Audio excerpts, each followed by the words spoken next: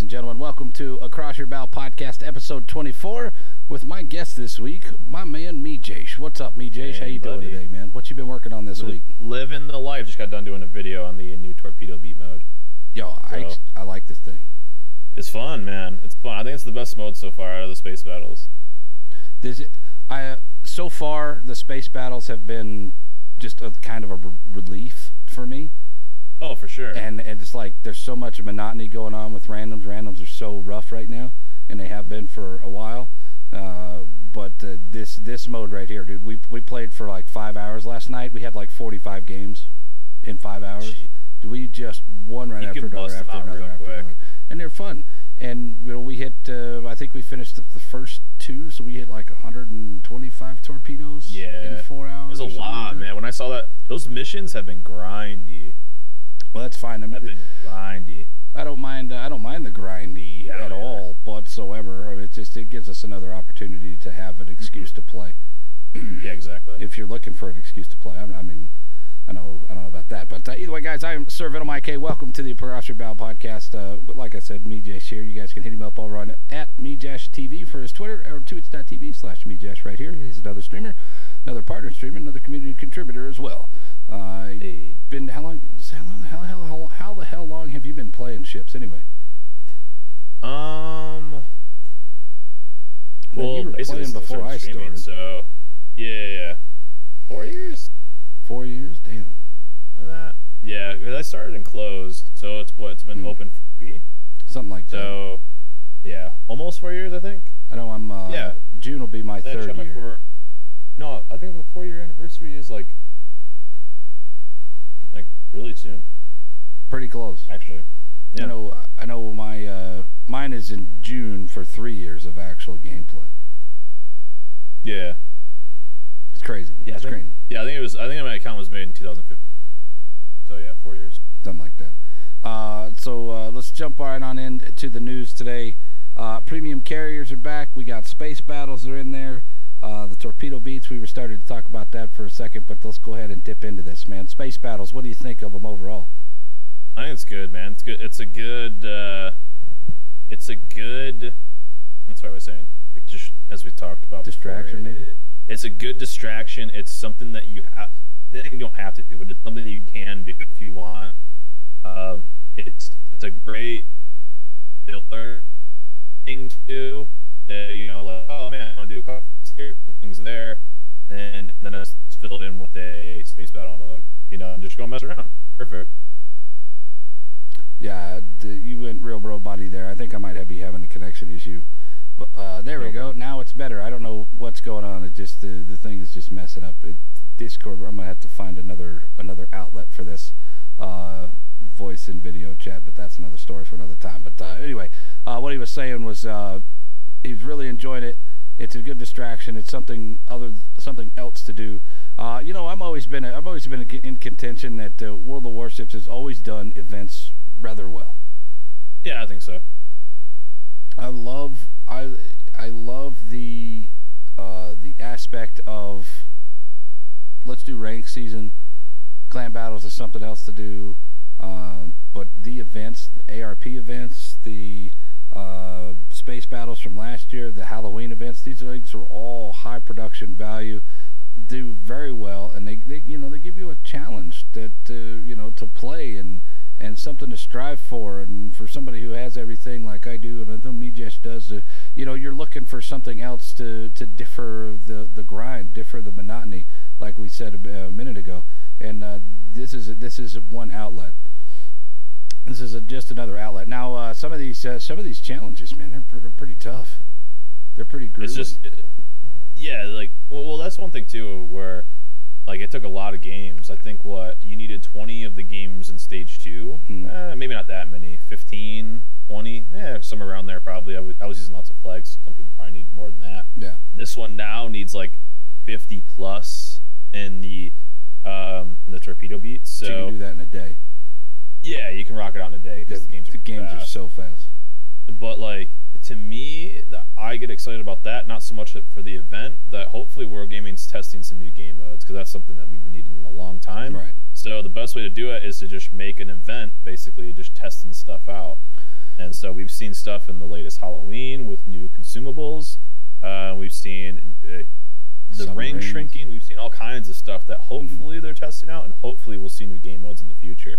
Like I always use the example of, like, I know everyone's gonna give me shit about it, but I always use the example of Fortnite. Fortnite did a really, really good job at making like a weekly game mode where they just tested some stuff. If it worked, it was popular, then they brought it back. If not, then they just trashed it. So I would love to see Wargaming do that. Do you think that it's I know bigger companies, something like Activision or something like that, they can't do that, or they can, but they refuse to do something like that because it's too risky, because they have their set things. Do you think it would be too risky if they did something like that? I mean, I know with the right, okay. Well, with the lashing and the feedback from all the salt mines that is Reddit threads and all that other stuff. I mean, if they, I find it hard. I find it hard for Wargaming because we, over the last, the CB rework coming out, and it's still kind of messed up, and people are just really hammering on them when they try something new. Anytime that they try something that's new and different, people just absolutely turd all over everything. Well, like, I think that's something different though, because this is something that would be new or different. That's optional. Like the CB rework isn't optional. It's kind of mandatory. That's fair. It's forced on you. So that's like completely different, right? This is something that if you don't want to play it, just play random battles. You don't have to. Yeah. And if you do play it, you get some rewards. You get these incentives for playing the mode. I mean, what would people be mad about? Again, it's no one's forcing them to play that part of the game. It's like somebody that doesn't play like clan battles getting mad at clan battles. Right.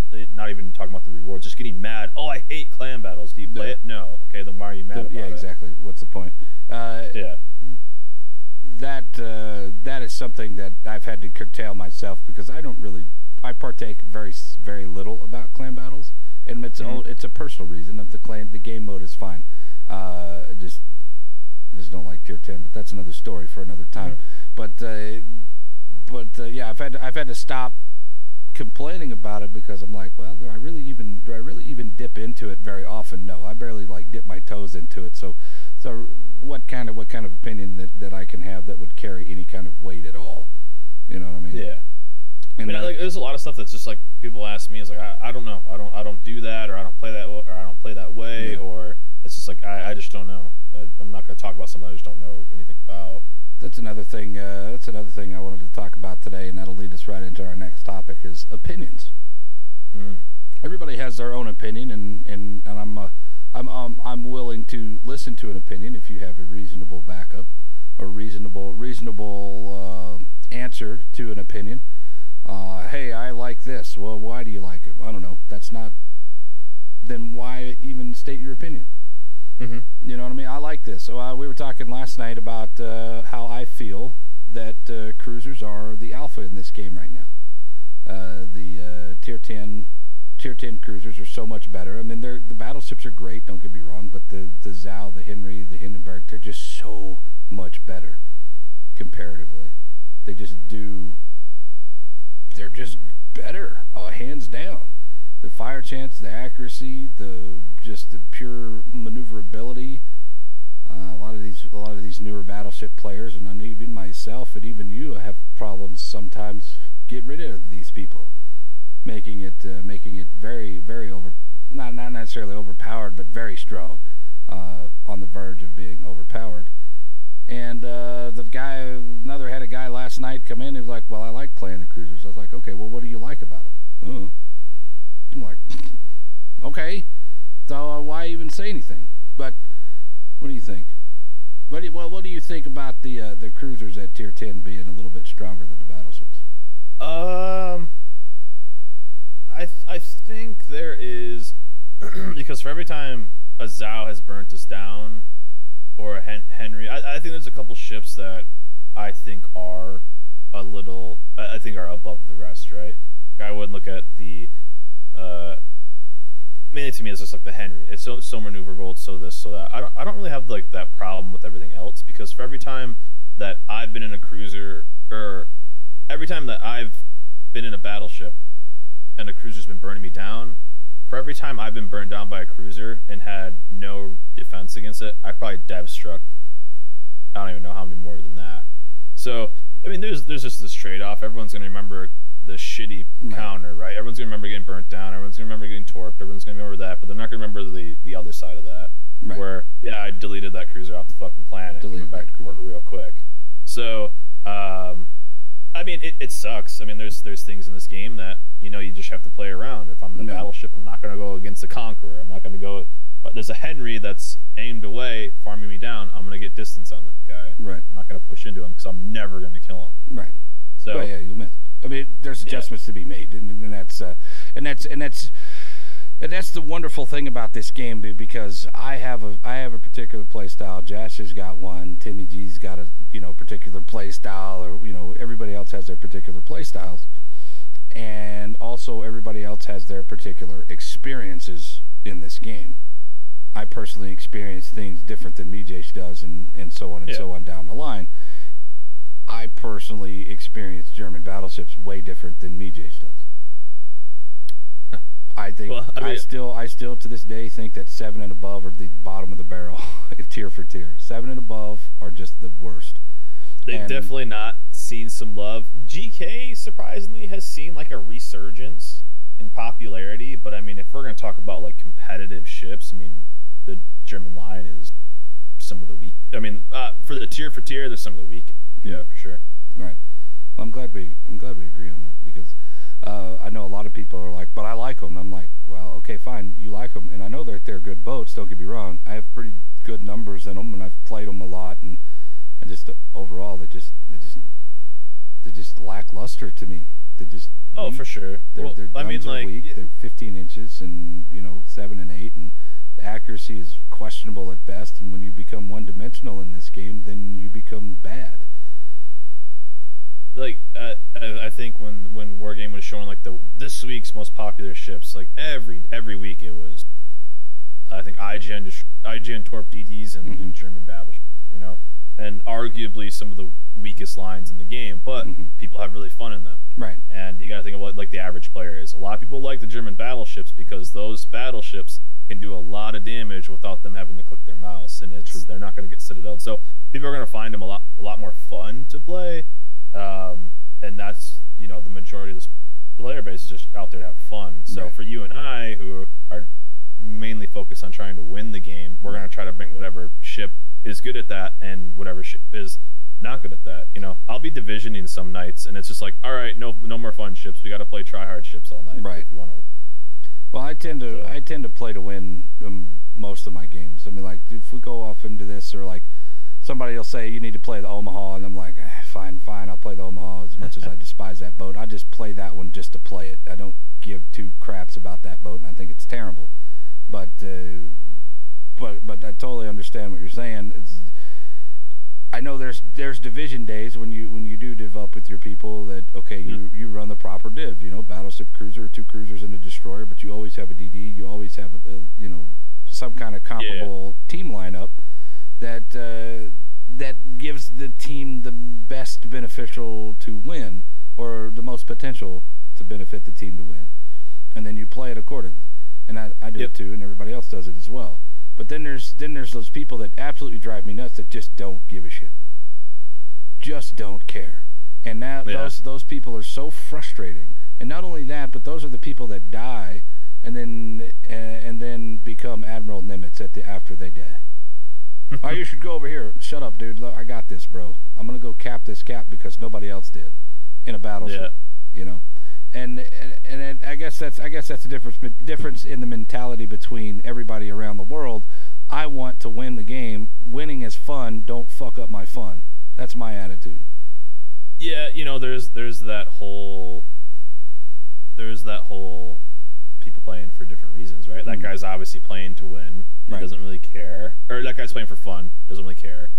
And you're playing to win. And that's why I would love to see a permanent or more consistent, some kind of ranked mode, not ranked battles if it doesn't have to be, but rotating in more ranked stuff, either having ranked battles be like 3 weeks on, 3 weeks off, or more things where like there's MMR based matchmaking. Right. We talked about MMR. I'm gonna say this, and then I got another thing I wanna hit you with real quick.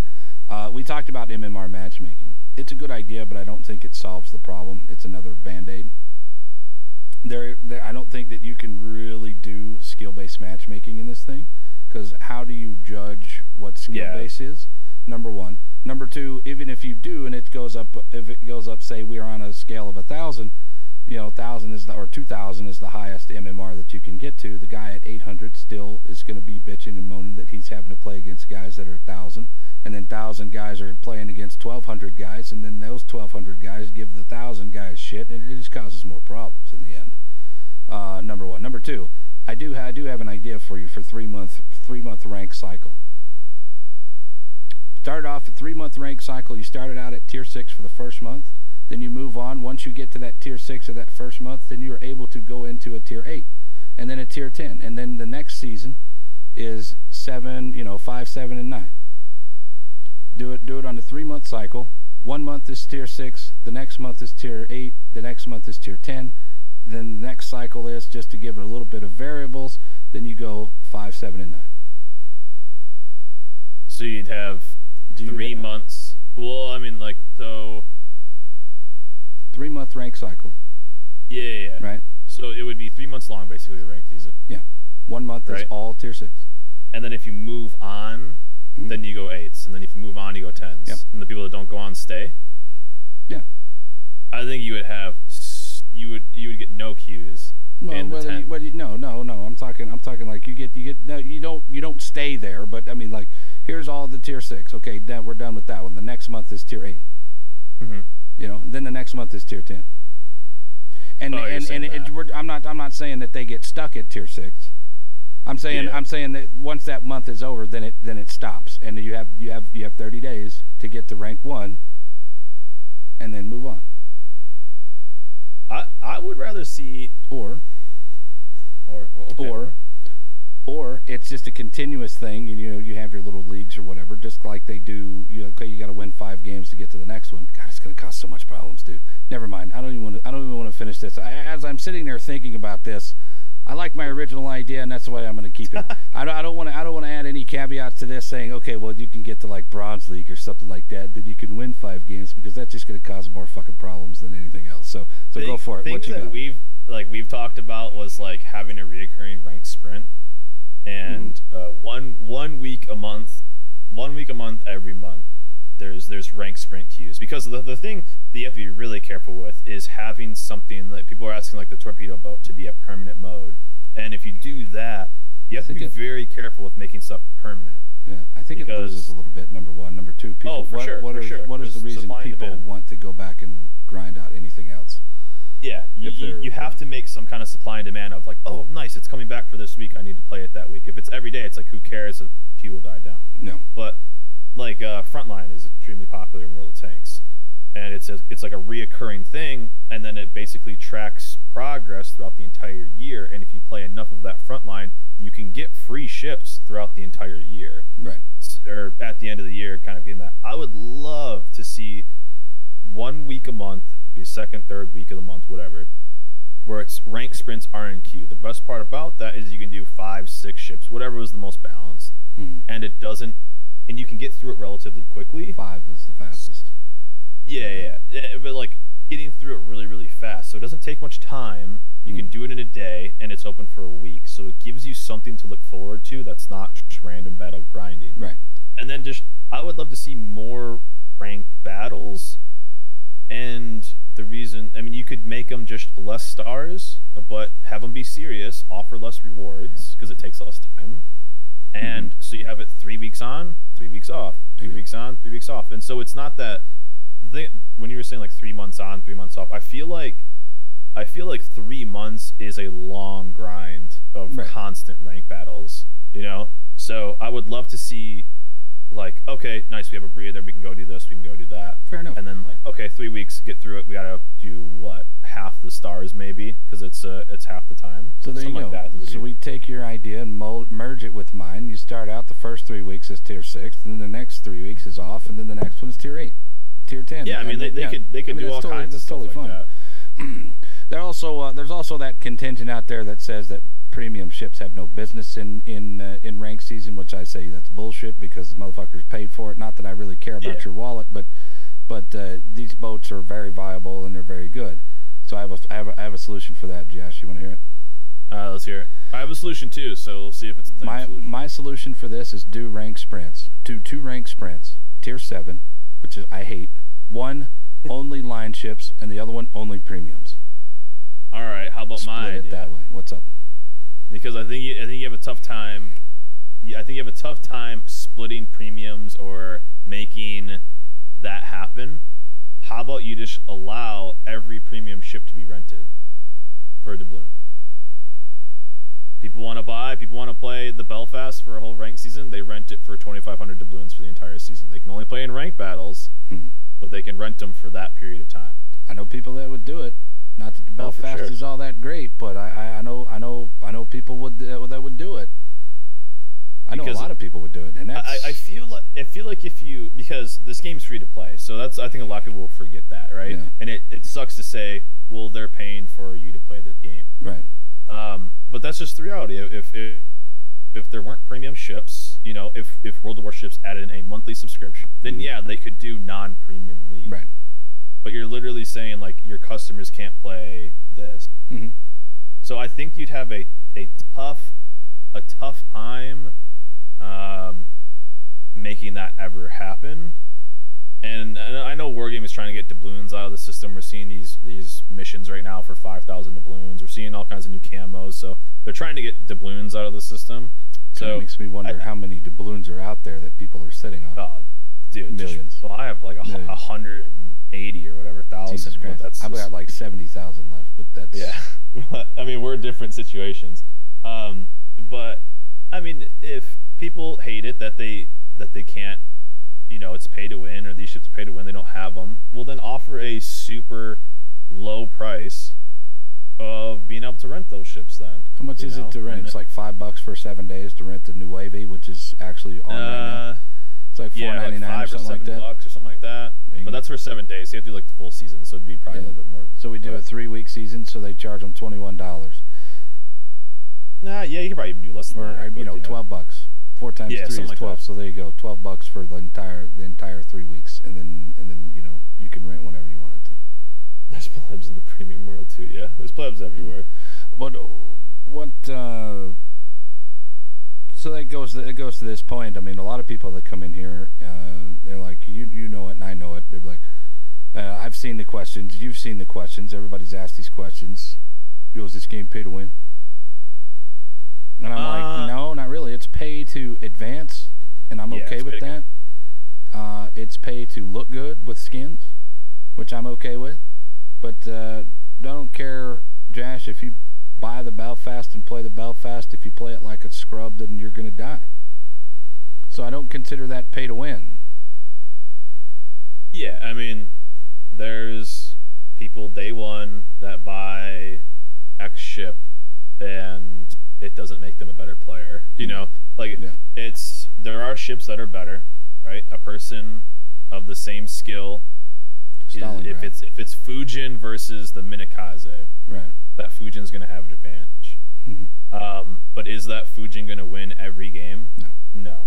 So I guess it's the person's definition of pay to win. But you're not going to win games just by ships. You do have advantage in certain situations. You really do. Some, yeah. But I mean, that's the reason why the premiums are out there. They're different. Might be the same boat, but they're just a little bit different to make them unique. And that's you know, the Belfast versus the Fiji argument. And I still think that the Fiji's a better boat, but Belfast is a good boat, but it brings a different dynamic to the team, and you know, and it brings a different potential to the team. So I don't necessarily say it's pay to win, and I know you're not saying that either, but it's more of a, man, it's so hard to dictate and lock down exactly what the game is. But I know it's not pay to win, because pay to win would be premium ammo, which something like that.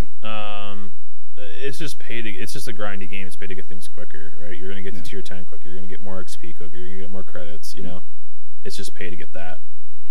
And I know I recommend people to actually go ahead and spend the $12 for the 30 days of premium time if you're really struggling, or if you really want to invest in this game and invest your time in it. That's what I recommend to people. Get that premium time. It's gonna make your grind so easy, so much easier. Yeah, I mean, you'll get more. You'll probably earn more credits. You'll get more things. You'll get more stuff done by getting premium time than you would spending that same amount of money on like a premium ship. Fair you know, if $13 is going to get you a tier 4, tier 5, something like that. You know, if you have either or, you could probably farm enough stuff to unlock other premium ships with that premium time. Yeah. You know, with how coal works, with how free XP works, without this, without that. So, I think the best pickup is obviously, if you're gonna find a good deal, they do those like weekend deals and stuff too. Those are pretty nice. So I know they do weekend passes. It's like it's like for somebody like us that plays every day or plays the majority of the month, then $12 a month is fine. But for somebody that doesn't have, they have a job or they have kids, they can't take care of it, or whatever their situation in life is, they do weekend passes every weekend. You can play for 3 days. And that's one thing that's like been nice $7. too. Yeah. Yeah, like you and I play a ton, right? So when obviously to buy in like the year, when they did that year sale, it wasn't like $50 for a full year or something like that. 75, something like that. Was it whatever it was? I don't remember, but it's like 360 days for one price, and I bought one. It was a really good deal. But there's like all the events now. Are you can pick up free premium time. The campaigns are offering free premium time. Campaign is at the Science of Victory, I believe. It has a 7-day premium time when you finish. Yeah. Have you heard that some people have gotten super containers with steel in them? No. From the Twitch drops? No. I'm like, what the fuck? Give me some of that stuff. I haven't seen one. I got 4 Twitch containers last night just in the first hour that I was streaming. I got like gosh darn Aronium. This is a bullshit. Yeah. Well, what are you doing with your All right, so let's go back to our topic here, the space battles, the challenges. Yeah. Do you remember the ARP challenges back in the day? The very first time that they put them out there? Stuff? No, it was go kill Japanese boats in this, go do this and that, and those were excruciatingly bad. These challenges, although they are rough and they are difficult, I find them more in line with just regular play style, kind of like the Fly Strike Win event that's going on still. Those challenges are just done by just playing. There's nothing special that you have to do. You just have to play, and eventually you'll get these done. Yeah. And I find those are better, and those are more enjoyable challenges for somebody to play than the ones that say you have to be in an American boat and go kill a Japanese destroyer. You remember those that they've done those before? Those are the Were you worst. Around when they did the Marblehead? No, I was not. Okay.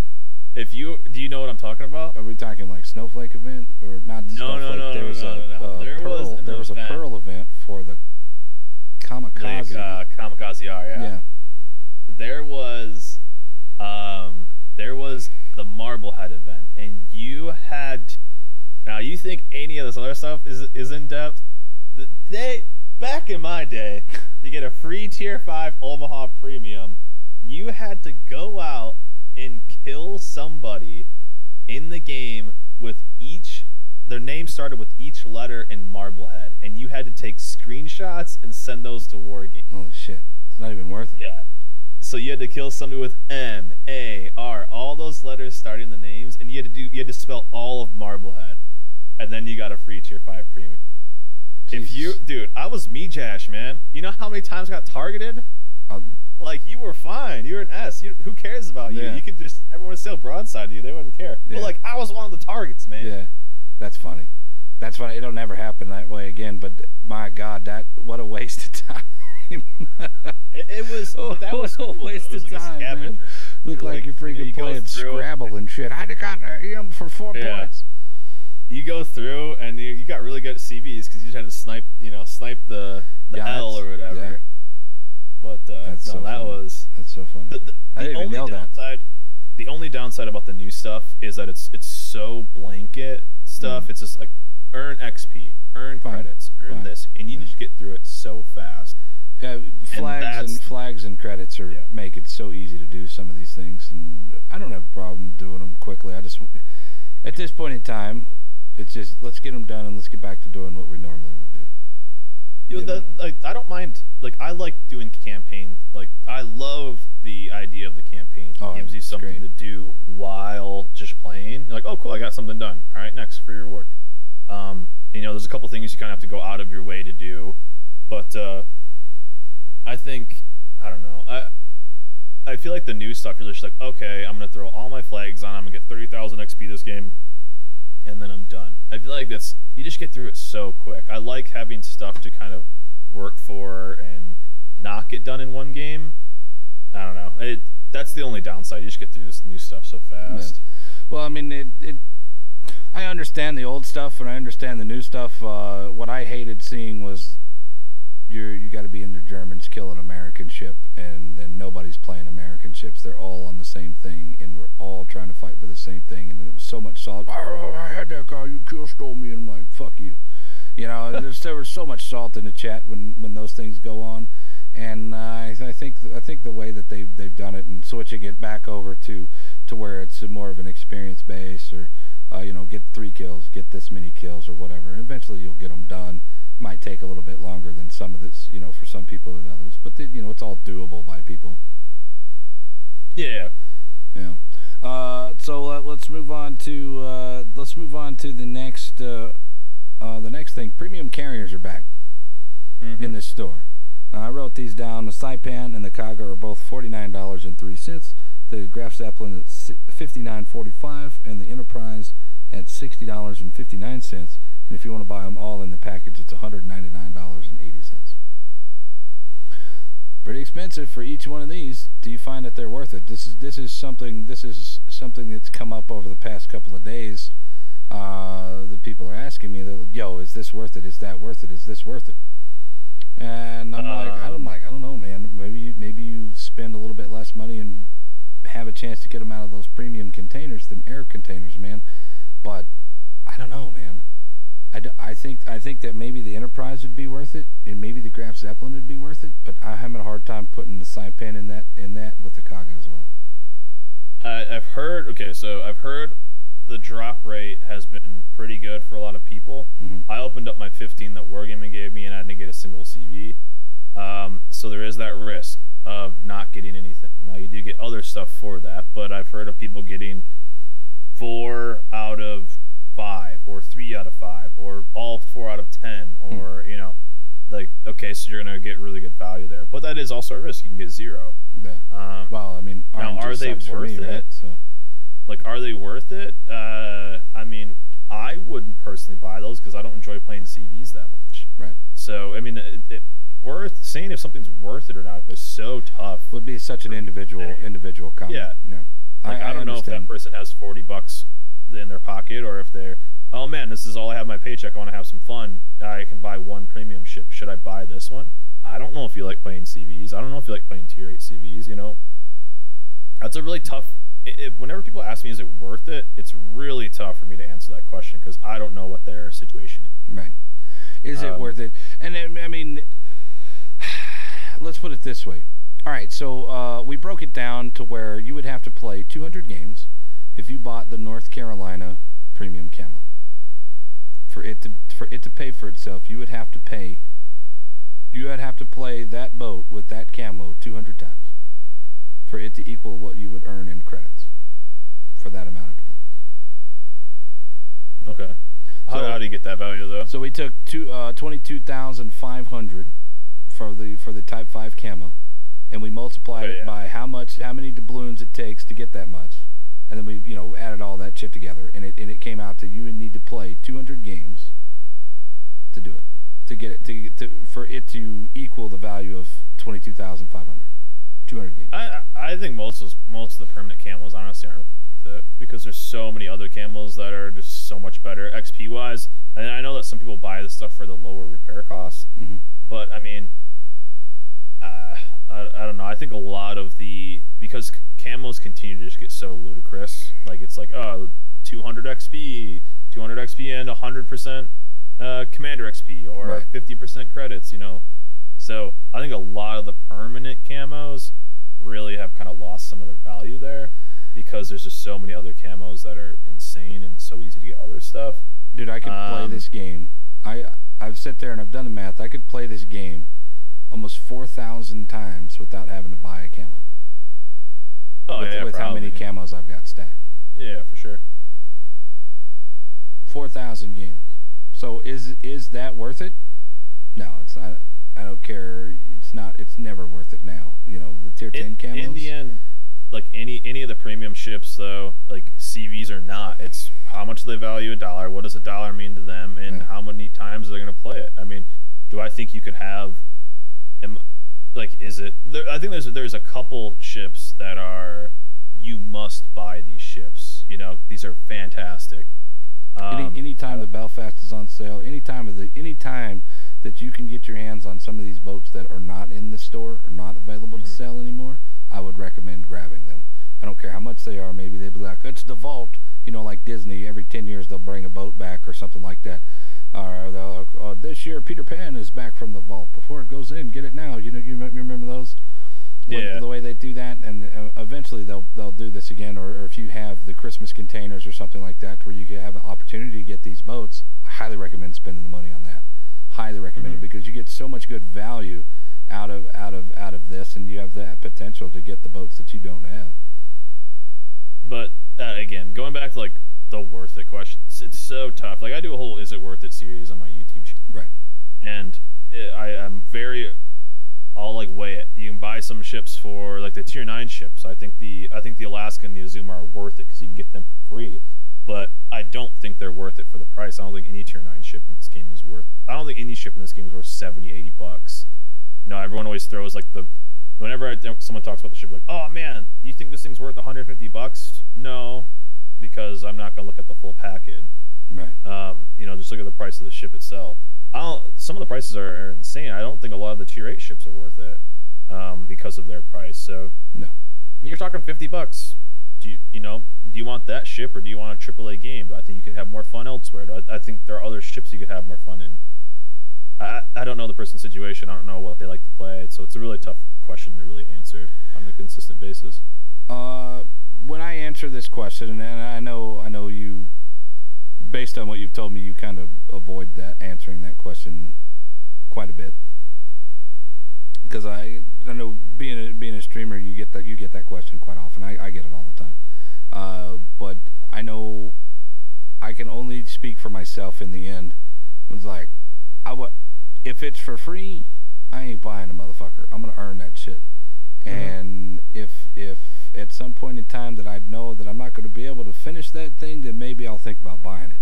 Just because I'm a goddamn collector and I have an addiction to having to collect everything. That's on me. But for you, it's all up to you, bro. That's generally what I say.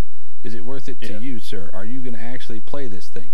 Is it a destroyer? Or do you even like playing fucking destroyers? If you hate destroyers, then no, it's not going to be worth it for you. But pretty much, I do also extend that to, I do recommend getting a premium ship in each line or each tier or country, so that way you at least have something to train up if you're still grinding. I feel like there's a lot of stuff too. There's a lot of freebies you can get in this game. You know, you can get the Shinonome, you can get the October Revolution, you can get the Ubari, you can get the Salem, the Jean Bart. You know, you can get a lot of ships for free. You can get the Nelson, you can get a lot of these things. So there's so many things you can get for free that people just need to take advantage of. So I always say, one, if you're brand new too, don't spend $1 on this game. Just play and see if you like it.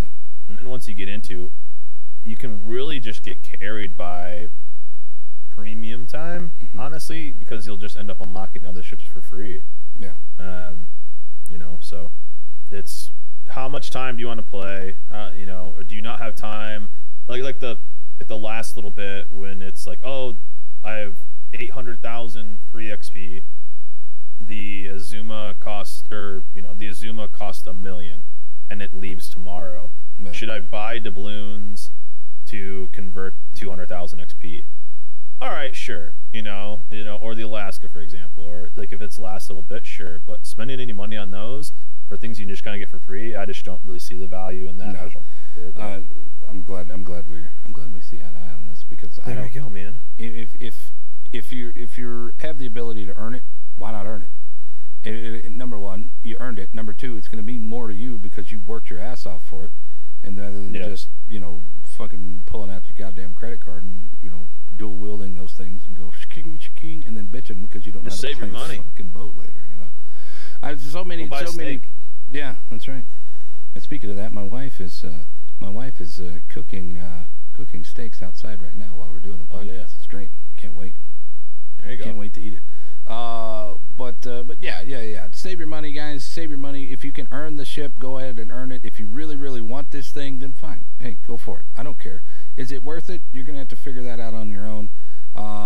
Some of these things are good. Some of these things I feel they're not good, and that's my own personal opinion, though. But I know MEJASH thinks a lot of things are good and some are bad as well.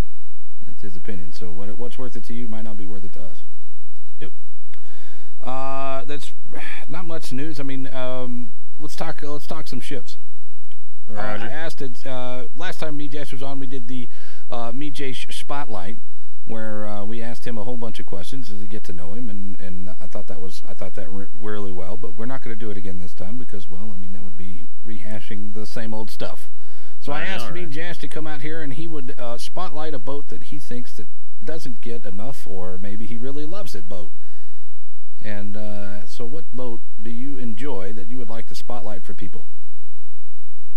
An underrated premium, I think that's really out there that doesn't get the hype that it should, is the Boise Nueve at Tier 7. The Boise? Those things are I don't mean people bought them. I did. Oh my god, dude. Those ships are so good. And also, I would think even the Monahan, too. I don't have enough love, but... No. I love that boat. I like that boat, too. Boise Nueve for premium ship, I think that's easy peasy. That came out last year, and I have sat there and I've said multiple times, I've said it here on the podcast and I've said it on the stream multiple times, that the Boise Nueve and the Cossack are the best two things they did last year altogether. The best boats that they released were those two boats, and then the Cossack. Cossack's. But I think the Cossack got a lot of hype, so I don't think. Well, I find it very enjoyable. But anyway, let's talk about the Boise and the Nueve. Relatively short range. 13 and a half? American cruiser, like Tier 7. It's got 15-inch, or not 15-inch, but it's got triple turrets, I believe, so it's 15 guns. IFHE 152s that have the reverse third turret, like the Japanese cruiser, Tier 7 and above. Fantastic, absolutely. Tell me more about it.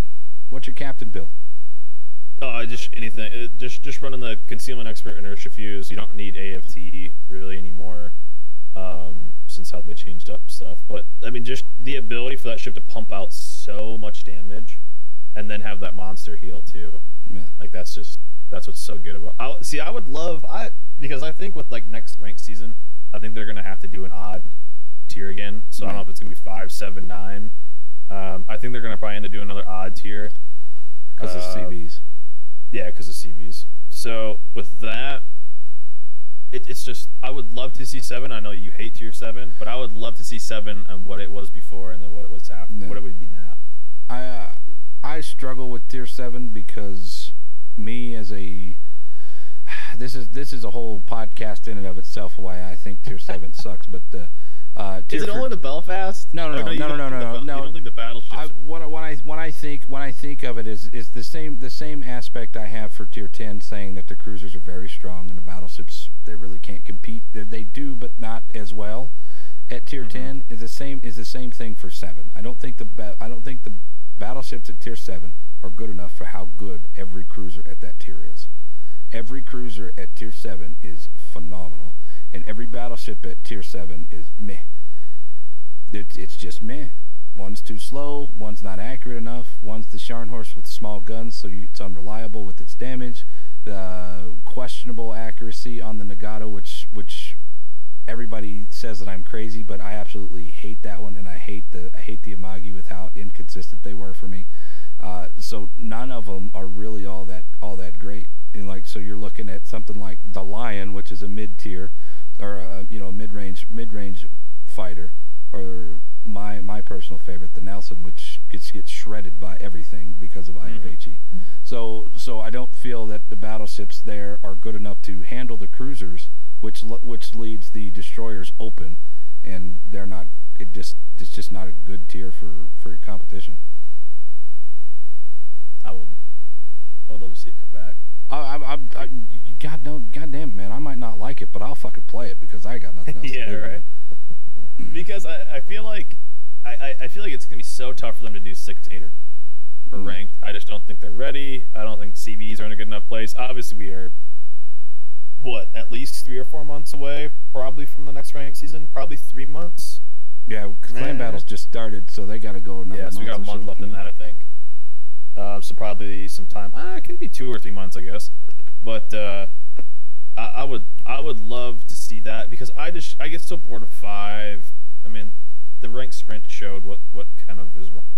You have the Caesar salad. You have the kamikaze Grammys Fujins. So it's like, okay, we know what's going to happen, so just play those and you'll get done. You get through it. Yeah. I feel like there's more variety at 7. That can kind of come out. I would be interested to see how the destroyers play at 7. I'd like to see it a little bit better. I mean, radar, I still think that they still haven't fixed the problem with radar being they last too long and go too far, but that's another story for another podcast. And there's really not too much radar at 7. Belfast, yeah. I think the longest is 10 kilometers on the Indianapolis, and that's it. And was India 10 or 9?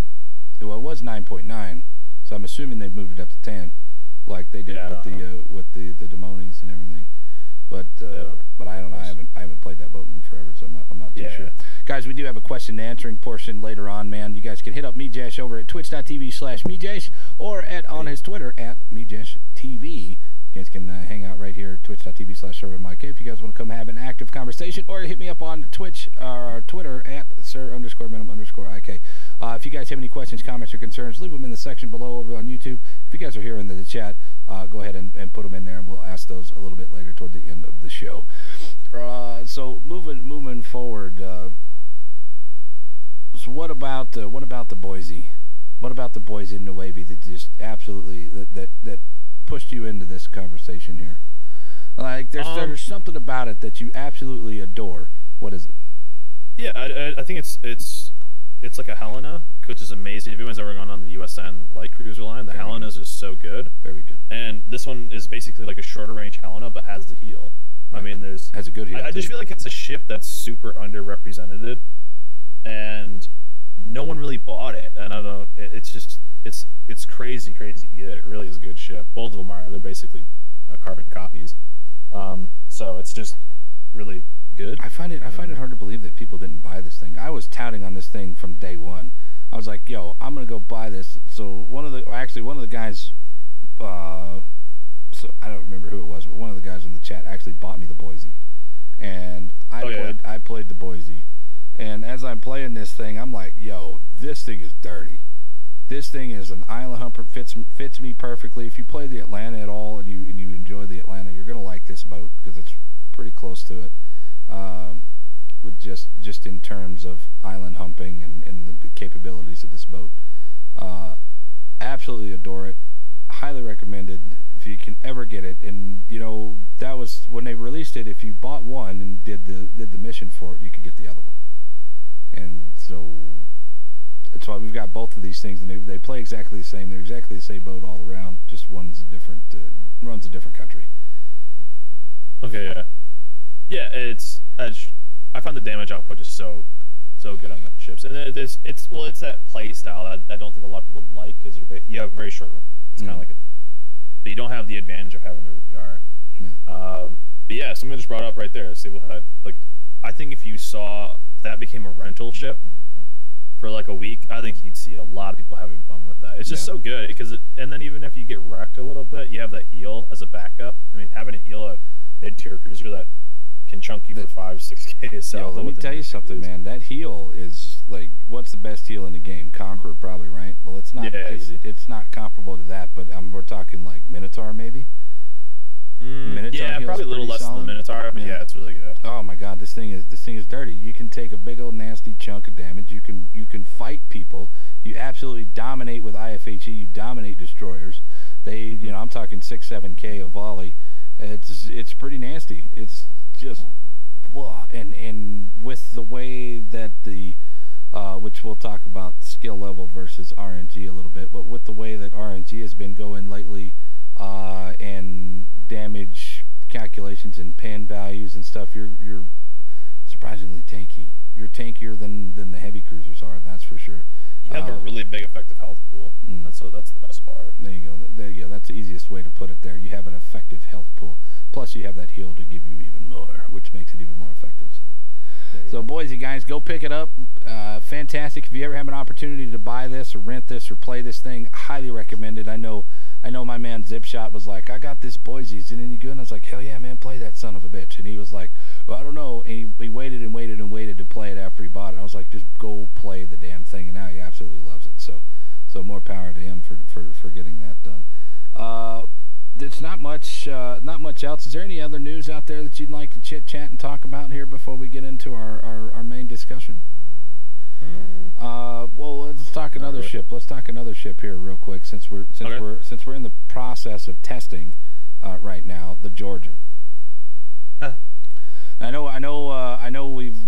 saw we were discussing, or there was a discussion going on in the community contributor chat there about the Georgia, and I really struggle with two gun turrets.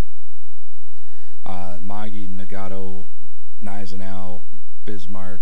I really struggle with these boats, and I think it's an accuracy problem, not necessarily. Well, I don't know how to put this without just bitching about it, but I'm just gonna have to say it. When you fire off 2-gun chassis, there's more error because the overlap is less than 3 guns. Does that make sense? The margin for error is more with 2 guns, and for me, it seems exaggerated on everything. It doesn't matter if it's 2 guns. It's exaggerated when they're technically bad accuracy guns. It's just overly exaggerated for me.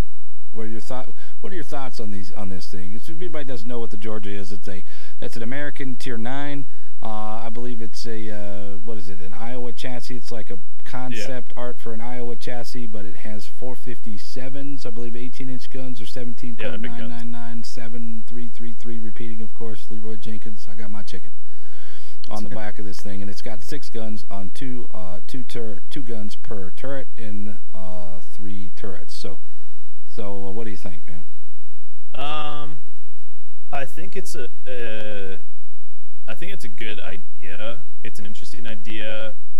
But Tier 9 is just so stacked for behemoths of battleships. You have the Musashi, you have the Missouri, you have these other things, and it's just for something to have less. We've seen situations of ships that have big caliber guns and less of them, and it tends to not even be that successful at lower tiers where that is more viable. Now it's a battleship. You're going to hit things. You're going to hit citadels. You have big shells. You're going to get full pens. But there are also salvos where sometimes a lot of situations, you only have 4 shells going. So yeah, 4 shells going out at the time because you're having to bow in, or you're having to angle to where you can't get that 3rd turret in. Go ahead. So you just have your potential is going to be less overall, right? Like the Jean Bart's pumping out 8 shells. You have the Missouri, Iowa, they're pumping out 6. You have a lot of other things. They're just pumping out they're just pumping out more shells, so you have a better chance of getting that one. Well, this is the whole argument between the 457 conch and the. By the way, it's work in progress. That's changed. Yeah, work in progress, so exactly. It's work in progress. This is the same argument between the 457 Conqueror and the regular Conqueror. The 3-gun turrets. Most of the people, and the majority of the people, are going to sit there and say that the smaller caliber guns, because you get more of them, are better. Which, in all actuality, I end up getting about the same amount of damage with both.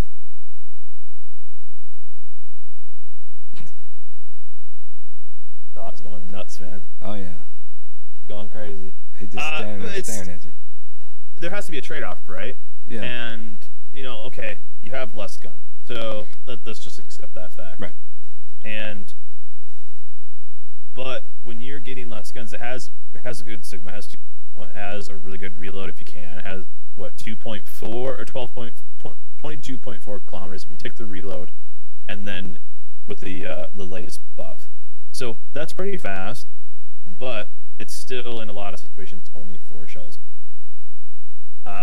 It just, why would I take that over Musashi? Does the Georgia ever beat a Musashi? Okay, the Musashi is kind of overpowered, so let's look at something else. Why would I take that over the Missouri? Missouri brings radar. Okay, that's not really fair. It's not available. The Alsace, the Iowa just got the buff teal. I mean, all these other ships is just like John Bart. I personally would just rather take consistency over something that potentially does good in minute situations. It's the big guns, right? It's a good idea on paper, but in reality, you just want. In reality, I just want to hit the motherfucker, and that's the same.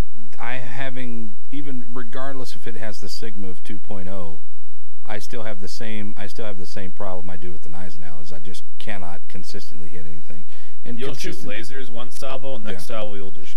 It reminds me of the old school Colorado before they started changing everything around. The Colorado, regardless, is touted as probably the worst battleship at Tier 7, which I totally disagree, because I have very nice memories of playing through this thing, other than the fact that it's fucking slow as shit.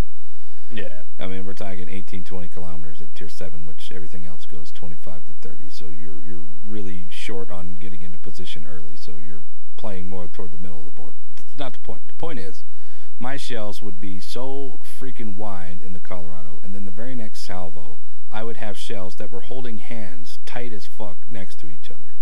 Mm-hmm. And that is what I get from this, of the inconsistency. Now, if they all aren't doing that and they spread wide, and I know it's American, so the American shell dispersion generally flattens out to where it's long ways across the boat, and some of the other ones, they go high and low across the boat on that dispersion. Maybe I can see something, but my God, four bullets going out or 6 bullets going out just really is not much room for error.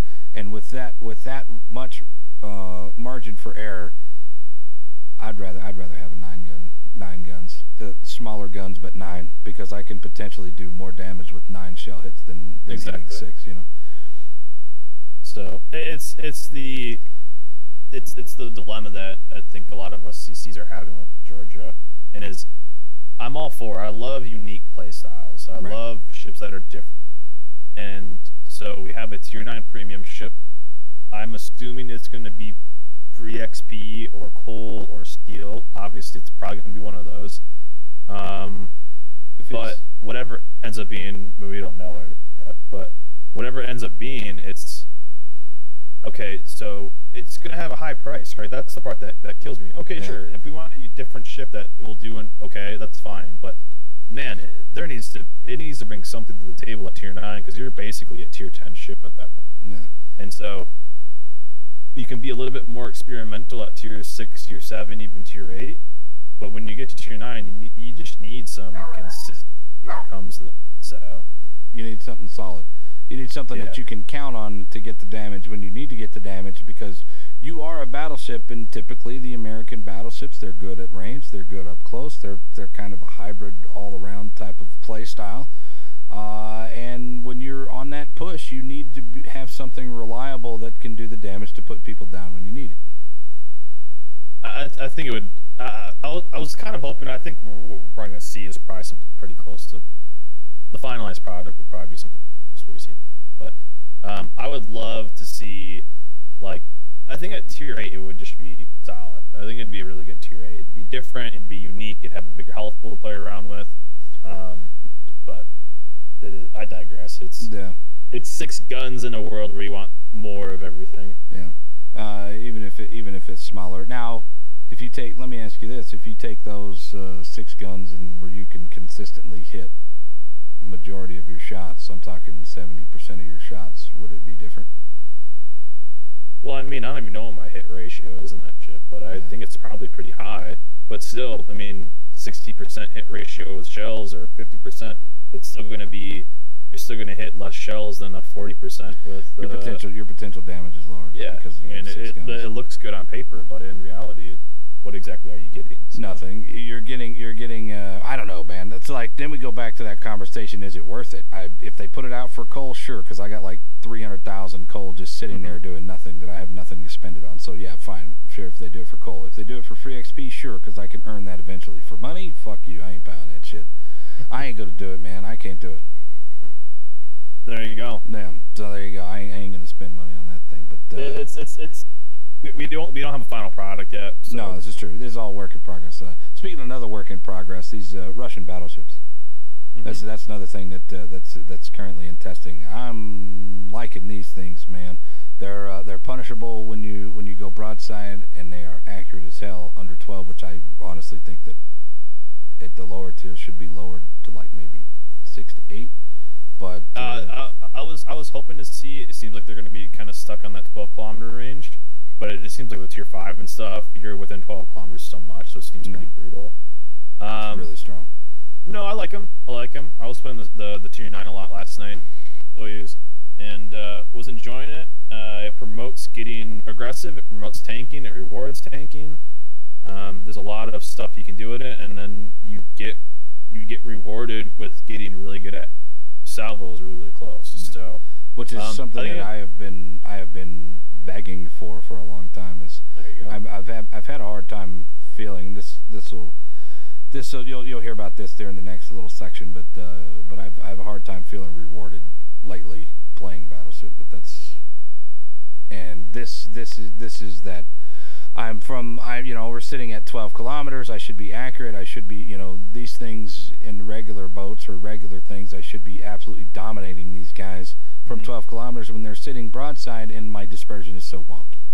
And it just absolutely misses. And you can't aim for the water line anymore because of the way dispersion is. So you have to aim halfway up and halfway down. So that leaves more potential for overpins and blah blah blah. And it just every time I aim for the water line, I split it. And I hit it splits. You can't see what I'm doing here, but I'm raising my hands just a little bit up. In that section in between is where the ship actually is. So I drop one shell short, and I drop one shell into the superstructure for overpins. That's it. It seems a little bit different, but anyway, let's move on. Overall thoughts on these things. I think they're good. I think they have really solid. That the premium at tier 8, and then the battleship at tier 8 will challenge my personal favorite, the North Carolina at tier 8 for best of the tier. I think it's fantastic, and I think they're phenomenal, and good on them for having accurate boats.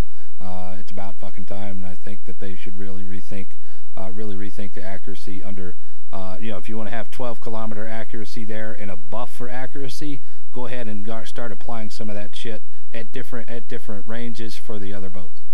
8 kilometers, 10 kilometers, 15 kilometers, whatever. I would like to see that moving forward. Future lines too. Yeah. Absolutely. I think it has potential, and if it does work out, and I think it is going to work out, and I'm really enjoying it. I have not heard any negativity about these boats at all.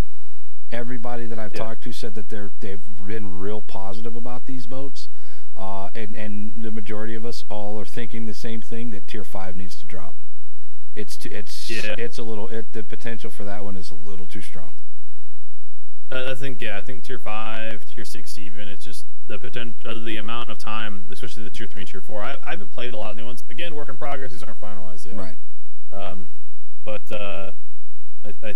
I think the amount of time that you are within that buffed range at lower tiers is dangerously high. So, especially at tier 3 and tier 4 ships, I mean, you're begging to just create seal battleships having cruiser level dispersion at tier 3 and tier 4, right. Especially at tier 5 too. Yeah. At tier 6, you get into some bigger maps, so it's not as bad.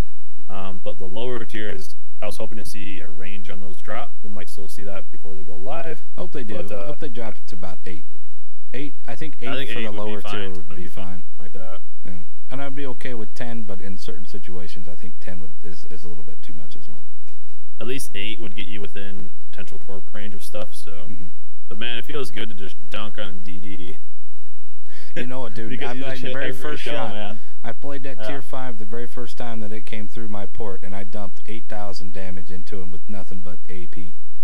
Because I hit him with pretty much every shell. I was like, oh my god, this is what I've been waiting for. Now, in before the DD player starts complaining, oh, these things are too accurate and they do too much damage to me. Of course, I've already started seeing boy, this is a fucking mess of a goddamn conversation. We're opening up a can of worms here with this, but I'm going to say it and then I'll listen to what you have to say and then we'll move on to the next topic because I don't want to get into this conversation too much. I have seen destroyer players bitching about how much HE damage from battleships does to them now. After they nerfed the AP down to overpins, I swore up and down here on the podcast and there on the show that the next step is destroyer main starting to bitch about how much HE damage does to them, how much shit it knocks out to them. This is where I've started to say that the people that bitched about how much AP damage did to them were stupid for bitching because now look at what you get. Take your licks with the AP because you don't want a battleship shooting HE at you because you're going to obliterate your goddamn boat. Now what? So, I mean, there's no pleasing people, man.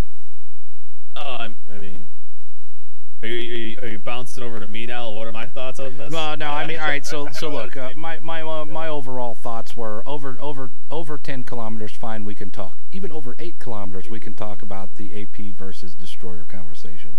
Under 10 kilometers, under 8 kilometers, I feel that you should be punished for being that close because I have the potential to be punished by eating 18 torps. And there's no recourse. You can't turn fast enough to get out of any of that stuff. And so I've been charged at more often now than I've ever been before. And there's nothing I can do. There's no recourse for it. I can't swap fast enough. And well, anyway, besides the point. Now I've started anyway. The point of the whole that part of the conversation was I've already started to see people complaining about how HE is, how strong HE is versus destroyers from battleships. I would consider myself a destroyer. Okay. I'm not very scared. If I have a reasonable amount of life, I'm not that scared to YOLO a battleship. Nope. And I will just people bitch about getting free stuff in this game. Oh, so, yeah. I mean, you're gonna get it on everything. So, I think right now, destroyers, it's battleship HE it should be the last thing they're really worried about taking damage with how many planes there are, with how many with other radars and stuff. I'm not saying there's nothing you do. People are just gonna bitch to bitch. So yeah, I haven't heard it at least. I hit a guy for about 10,000 damage with my HE shells from some battleship the other day, and he was like, "God damn it, HE does too much damage to destroyers." And I was like, "Shut the fuck up, man. You do not want to go down that path, dude."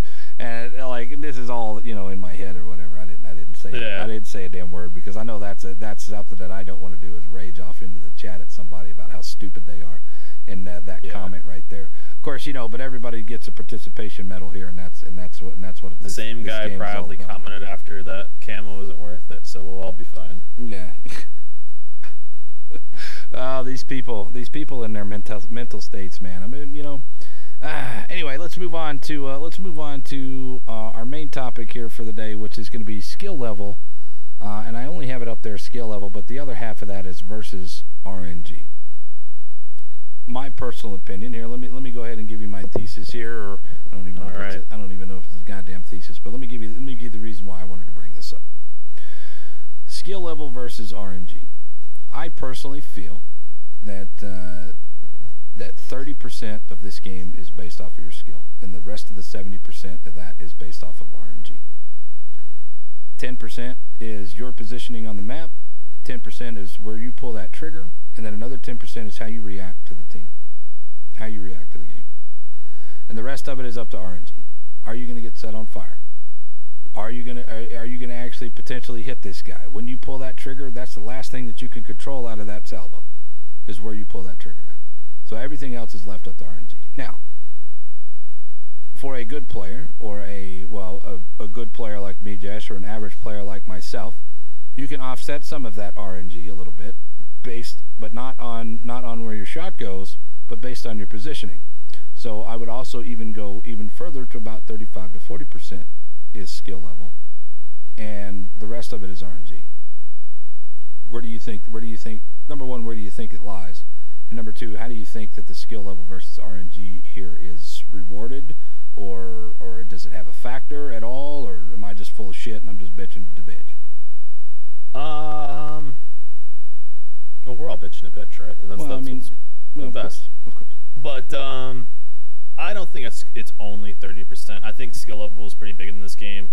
If I could see myself, I think a 60%. We'll just use win rates as marks of skill, right? Okay. This is the easiest thing to go off.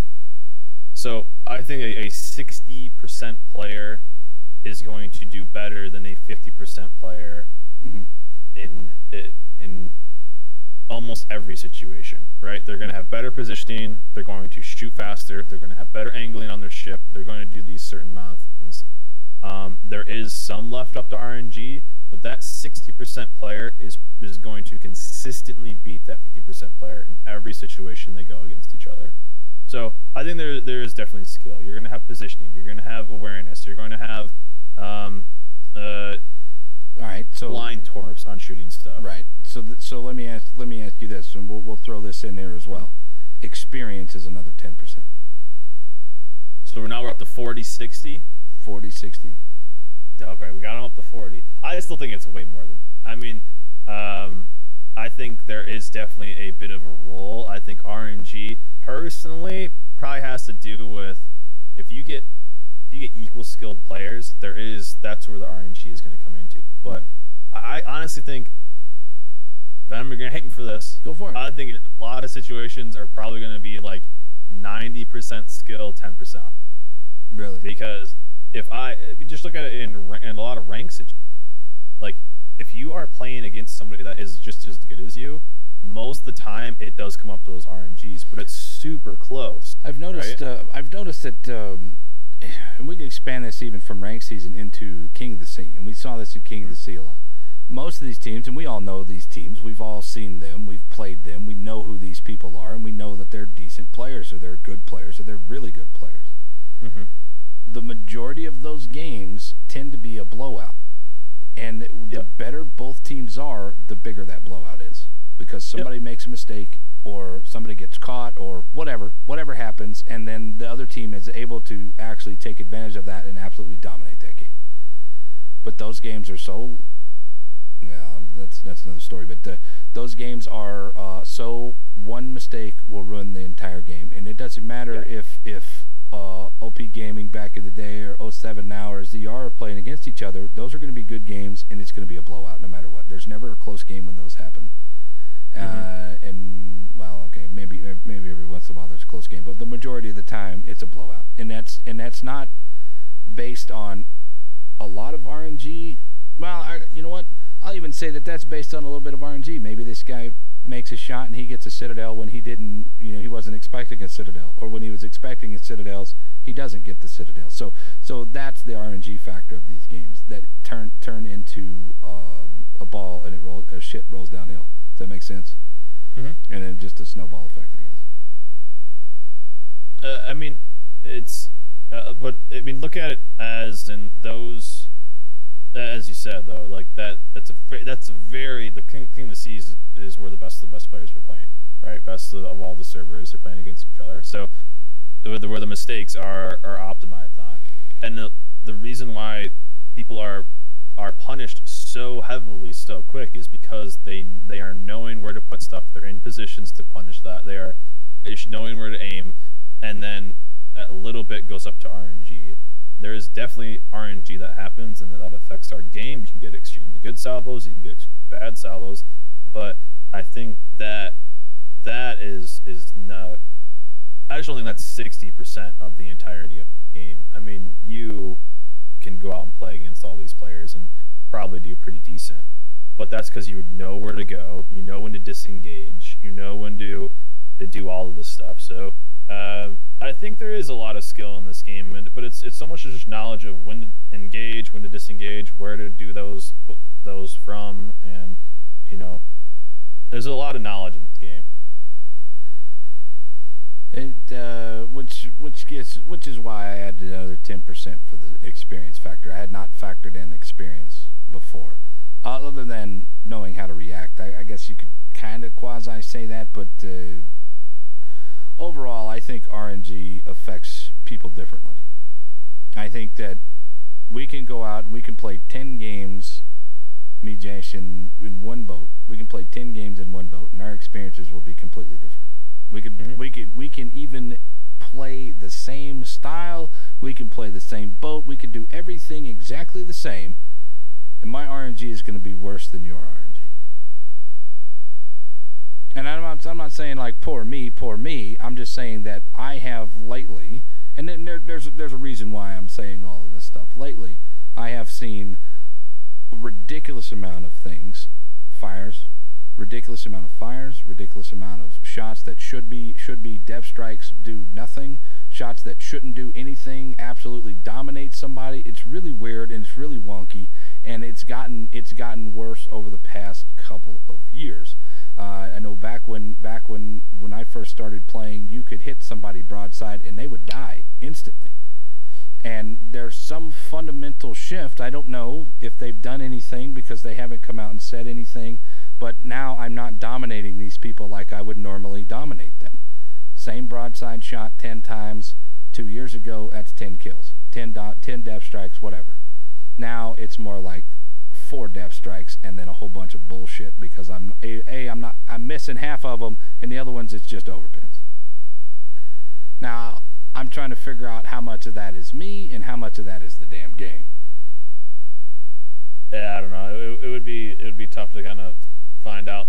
I think it's because you and I played this game so much. Yeah. We get tired of bullshit whenever it happens. Yeah. So we remember all the bad times and not the depth strikes. No, I remember a lot of the depth strikes. I mean, I haven't depth. I'm sitting here trying to think about it, and you and me, since we play all the time, we kind of bounce around from ship to ship to ship. You know, we go tier 10. Okay, what do you want to play now? Okay, whatever. I don't care. Let's come on in here and let's play this or okay, guys, it's Total Request Live here with Carson MEJASH, and we're gonna play whatever you guys deem necessary. So you end up jumping around from tier 10 to tier 7 to tier 6 to tier 9 to whatever, and you jump around from boat to boat. I can remember more depth strikes, and I can remember feeling better about ships when I was actually grinding through the line because that's all I did. I played that ship until I was done.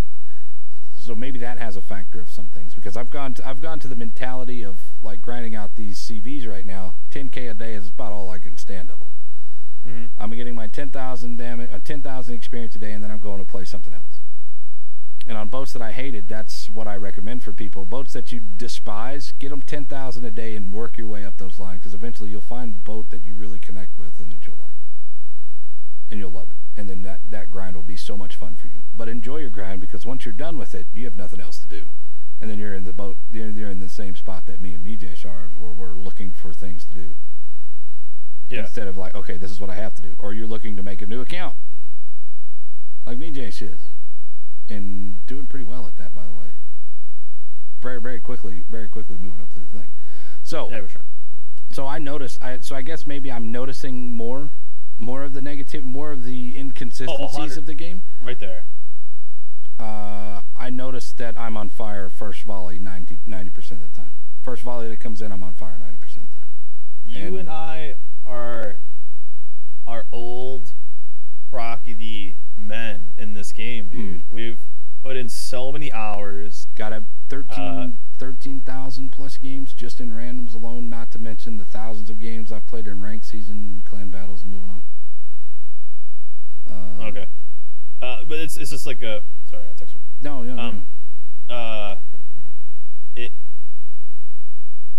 We just remember all the bullshit. That's the worst part, man. Yeah. Like, going in there, like... The biggest RNG is just... That's the biggest thing that you can't control. Is 11... it's 11 other people that you have no control over. But you can control that. You can control that, and I'm gonna tell you a little bit of it. You can control that, and this also goes to RNG about your team, is what he's talking about, guys. You can't control the 11 other guys, but you can control 2 other of those dudes. That's about it. That's about it. You can control 2, and I would rather rely on 9 morons than 11 morons. Oh, 100%. Yeah, absolutely.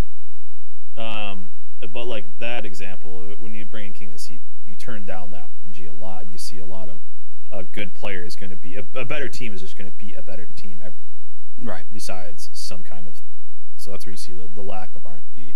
That's more of like that's the more RNG. But no, I mean, like going into it, you and I are expecting teams to be bad now. Yeah. Because of the the high tier player base. We're expecting these to happen. So when they happen, we don't expect the fun thing.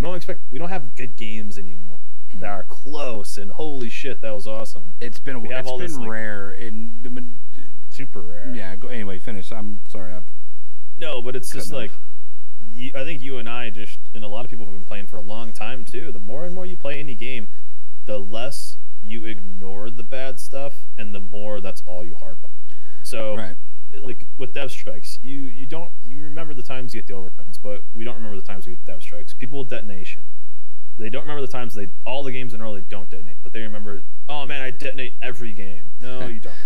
No one detonates. I went on a binge there for about 2 weeks where I literally detonated 2 or 3 times a day.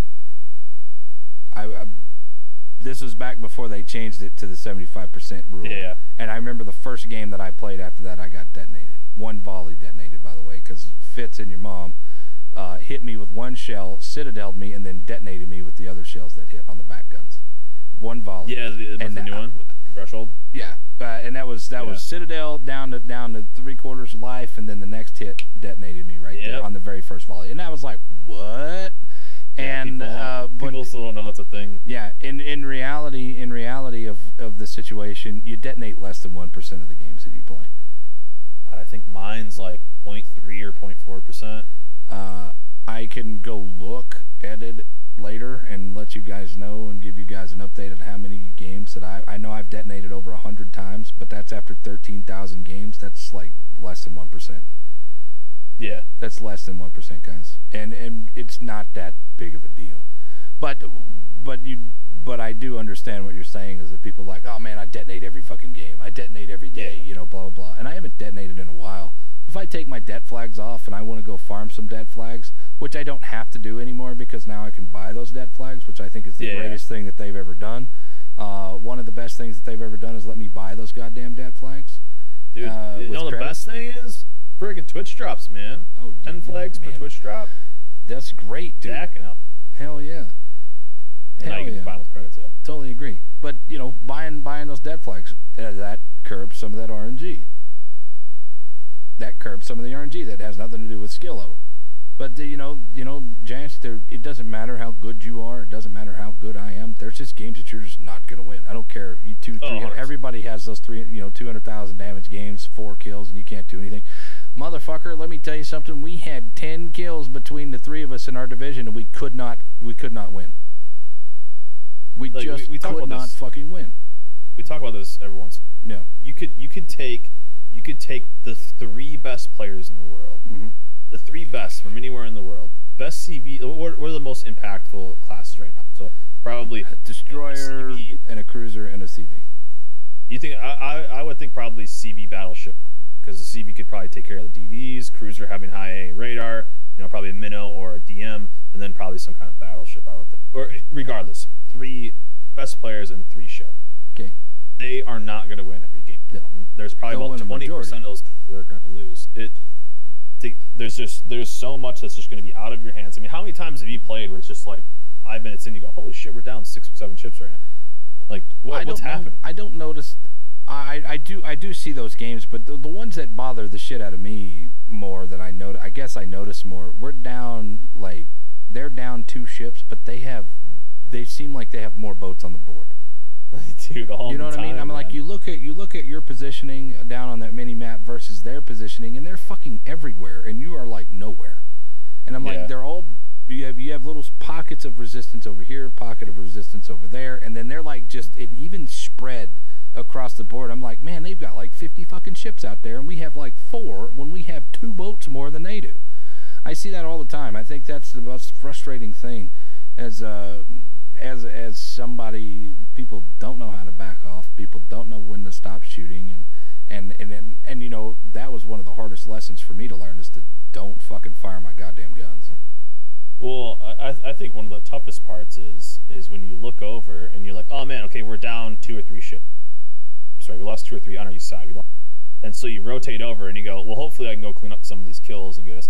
And then like their team has taken no damage. Yeah. And you're like, there's no way our guys are clicking their mouse. Like they must be playing with their keyboard only.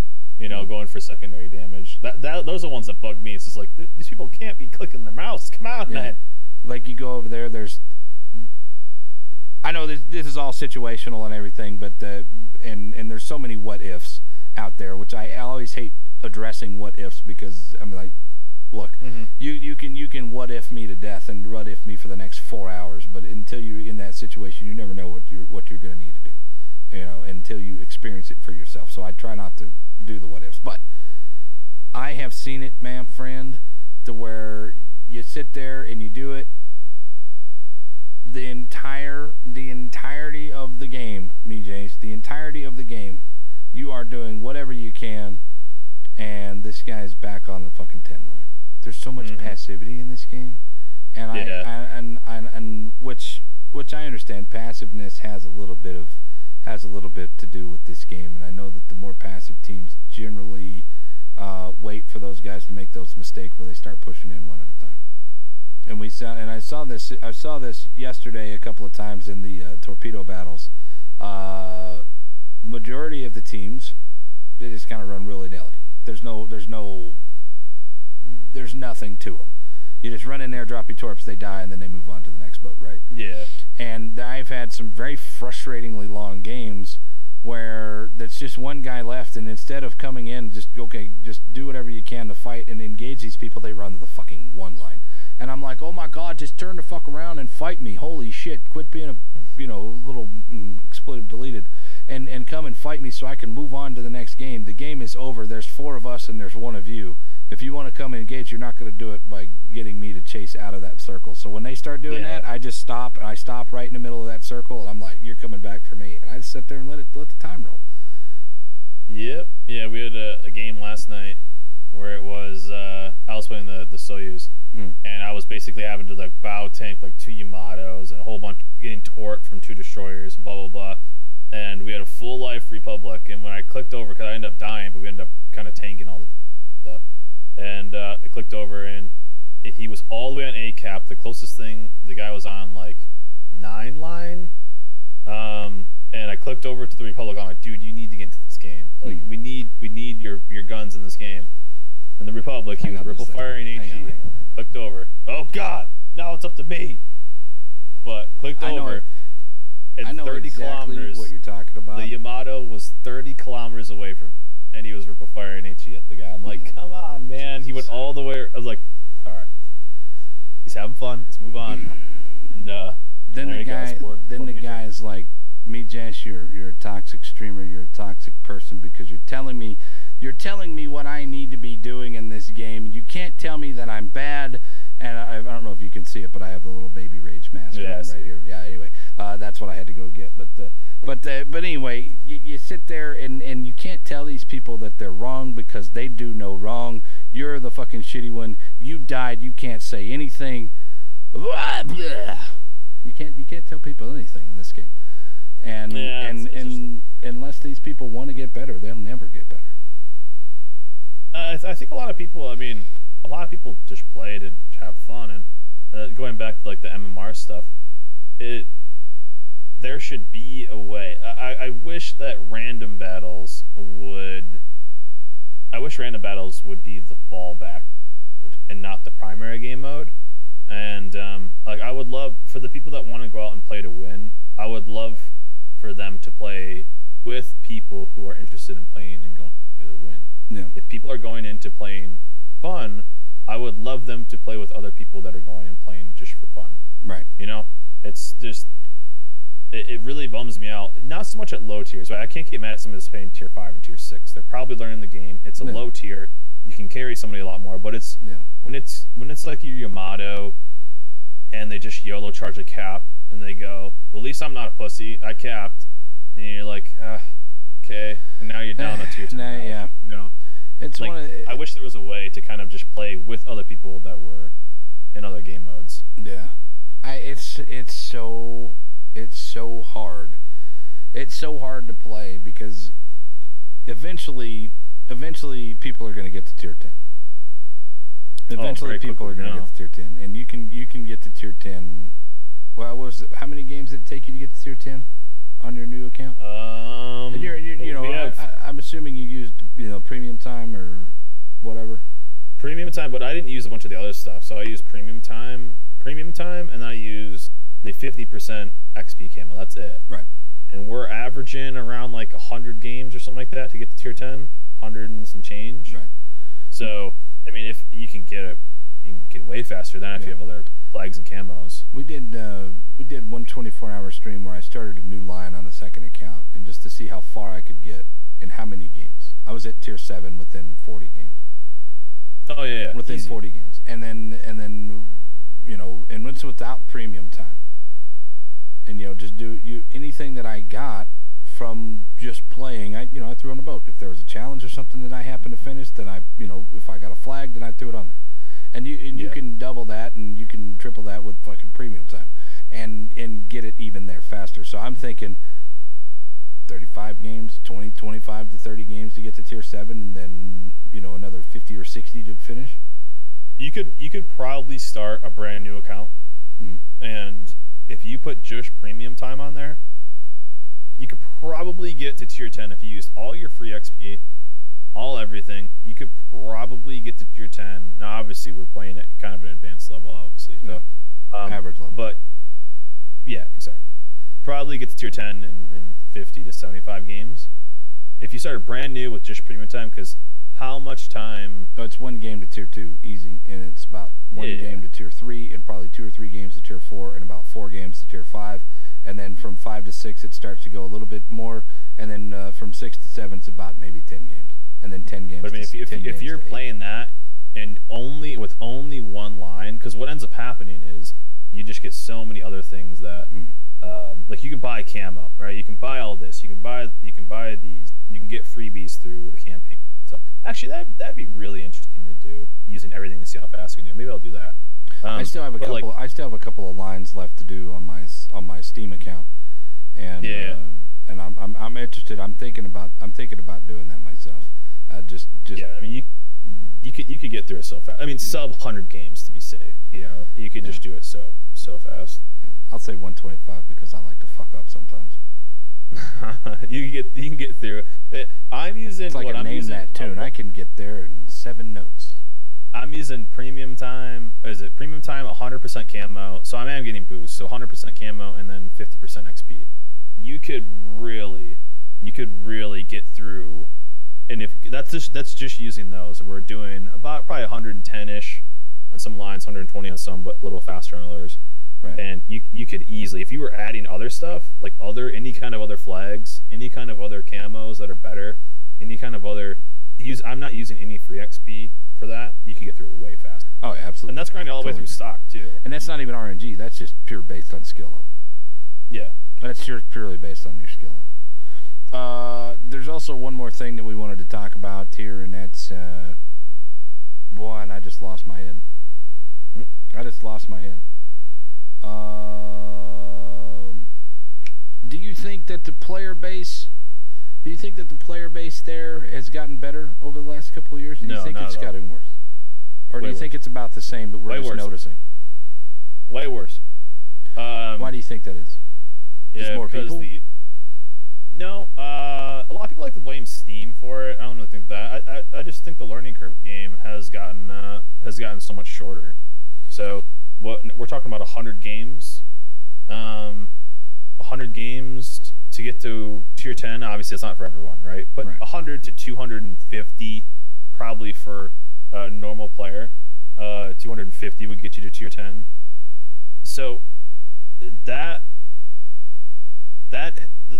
level that it takes to get to higher tier and the rewards in this game and everything just basically is rewarded more and more, and the grind to get things is less and less and less. Right. So the learning curve of this game is so much less, rewarded so much more.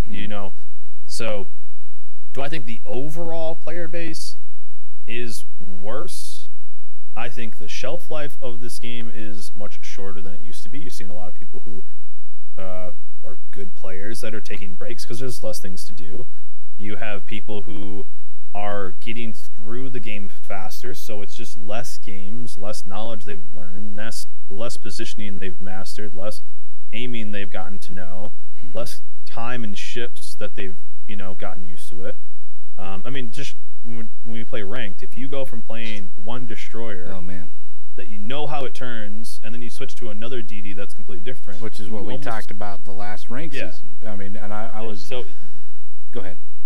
Oh, I'm just saying that you master a ship over time, so people are spending less time in ships, less time learning the game, and they're getting things faster. So, I think the player base overall has gotten worse because it just takes less time to get things. So in anything, when you get to things faster, you're just not as good at it. You know, think of an athlete training, I don't know, all season to get ready for the game. But if he only has a week, because it only takes that long, you know, to get whatever, is he going to be? It is what it is. He's not going to be as prepared. I think the player base and I totally understand the point. He's not going to be as prepared as somebody who has played. I mean, like the guy that plays 400 games isn't going to be nearly as prepared for this rank season as somebody who plays 13 grand. And and that's totally fair. And I know we discussed this during the last rank season as I was struggling with the destroyers at tier 9, and me and MEJASH was like, you should just play the Kitakaze. And I was like, man, I'm really not feeling the Kitakaze. But I was jumping back and forth from the Jutland to the Kitakaze to the 46, and then I finally settled in on the 46 because that was the most consistent one that I was playing.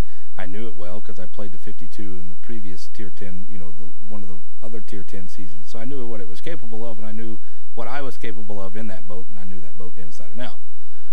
And that was the one that I ended up choosing the 46 to rank out during that 9 season. After MEJASH, it's like, dude, stop playing so many fucking boats and go play this one goddamn boat. The majority of the people, they don't play these things like you're doing it. So shut it the fuck up, quit bitching about your teams, and go play the goddamn 46. My win rate went skyrocket through the roof, and I was done in 3 days.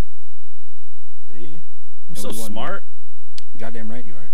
And we won like the very last day I started at 3, we won 7 games in a row ranked out. Just instantaneously, just won 7 games in a row, got carried 1 time, made 1 mistake, and got ate a torpedo early because I didn't have my hydro up like a moron going into the middle. Or I was too late to hit it. So there you go. And it's all on the consistency and what your 200 IQ, MEJASH. 200 IQ. Guys, we're hanging out with my man MEJASH at MEJASH TV over on Twitter, twitch.tv/MEJASH. You guys go check his channel out. Fantastic deal. All right, one more little tidbit, and then I'll let you go because I know you're getting ready to start your show as well. Do you think that you're being rewarded for your RNG now versus your skill level now more than you were before? Or are we still back on that same, you're noticing the mistakes more, or you're noticing the bad part more? I think that'd always be the thing you go back to, is we notice the BS a lot more. But no, I mean, like there are things that they've added into this game, right? They added that torpedo bulge thing, so we are getting stuff like the no damage. We are getting things with the torpedo bulge. That is, we are getting more overpens because that's just what the game sees it as. Right. And so there is definitely that, but I don't like they haven't changed anything for dispersion. They haven't changed anything on other stuff. But they've added things where you are going to get other situations. So do I think I'm getting rewarded as much? I guess. I mean, there's so many situations where, all right, look at that, and then blop, you know. Yeah. But I think most of the situations are just us going, well, back in my day, that would have been a death strike, and now they're on my lawn and skateboarding on my driveway, and now I can't get the death strikes out. Or at least it feels that way. It to me, and let's be fair, it feels to me like I said at the beginning of this whole section of the podcast, is it feels like something has changed to where I'm as a battleship is not. I don't really feel like playing them anymore because I just don't feel like I'm effective in them anymore. I don't feel like they're effective boats, And I know people like Static the Warmonger and, you know, everybody else will be like, fuck, I still do the same. You know, I'm a top tier player. But, and I don't know how much of that is just me jumping around from different boat to boat to boat, and how many games are you actually playing in battleships at that high level to get the consistency of the numbers. Because if you just go in there and play a Montana game and you have a really shitty Montana game and you go like, fuck it, and you don't play it the rest of the night, is it really consistent? Is it really you, or maybe you just had a bad game? Maybe your RNG just sucks this game. Throw up the RNG sucks in the chat, guys. You know. Well, I've noticed that going, because I just got on my alt account, got to the North Carolina, and you and I and everyone that's ever played it loves North Carolina, right? Yeah. So, but to me, I'm like, holy shit! Like, it took me. I hadn't played the North Carolina. I had actually played North Carolina probably in at least 6 months to a year. Yeah. Because I just played other things, you know, the actual North Carolina itself. So I was playing other boats. I was playing insert whatever ship. Yeah. So it took me a while to get used to it.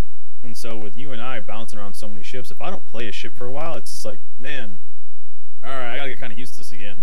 But then by the time you're like, all right, well, the game's over, all right.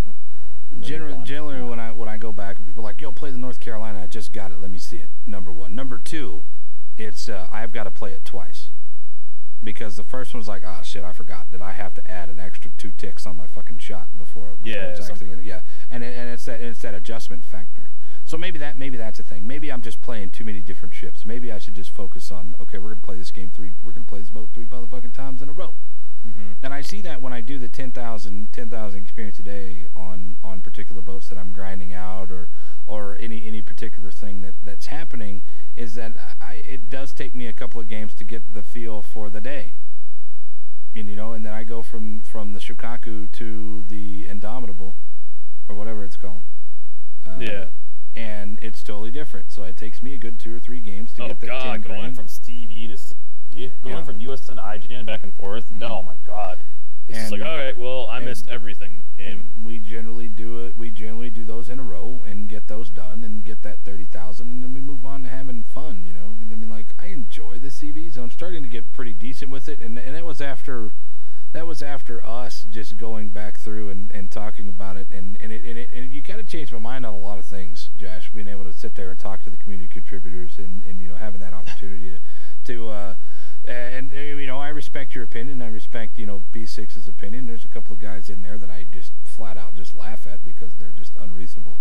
And but for the most part, the people that I respect can sit there and have a conversation. And then there's other people that are so pig-headed and butthurt that you disagree with them. They automatically think you don't know what you're talking about, or you don't know how to play that particular ship. And that's so frustrating to have a conversation and try to get anything done. And that's what I appreciate about me. Sorry, I'm sucking on your toes here for a little bit, but that's all good. Feels good. But do a little bit to the left there, but grab the balls. So anyway, I respect me and Jash's opinion. This is why I enjoy having him on, and this is why I will ask him back in the future, whenever we can get that scheduled. But so anyway, I do appreciate you coming down here. I thank you very much for your opinions. Thank you very much for all of the beautiful things. If there's anything else that you would like to touch on that we talked about here today before we go into the Q&A session, guys, if y'all have any questions and answering questions for me, Jash, or myself, please go ahead and get them in now, as we are going to go into the Q&A session here in just a second. If you guys have over on YouTube, leave a comment in the section below, and I'll get back to them as soon as I can. I am kind of good, man. Think you're good? Yeah. All right, guys. So let's go into the question and answer. And I just want to thank MEJASH for coming on the podcast again.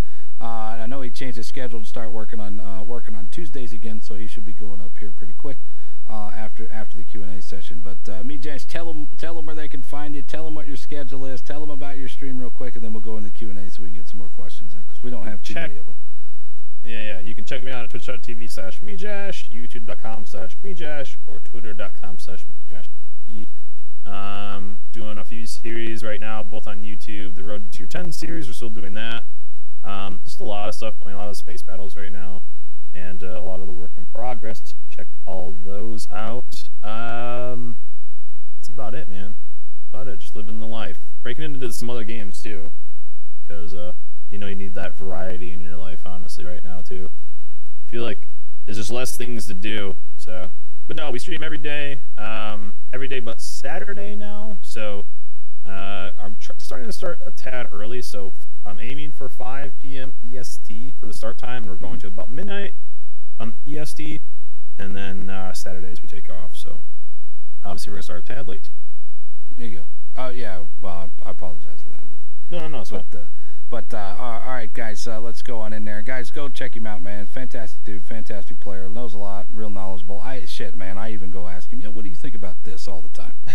I always do that, man. I jump into that goddamn chat and I start like, blah, blah, blah, and he's like, dude, shut the fuck up, calm down, listen to me for a second, okay, blah, blah, blah, okay. All right, cool, thanks, man, I appreciate it. Hey, did you see about that other thing? That's kind of the way the conversations go. Yeah. Here, let's start out with the NC Pokey says, I have a question for MEJASH. When is he going to set up his stream deck? I'm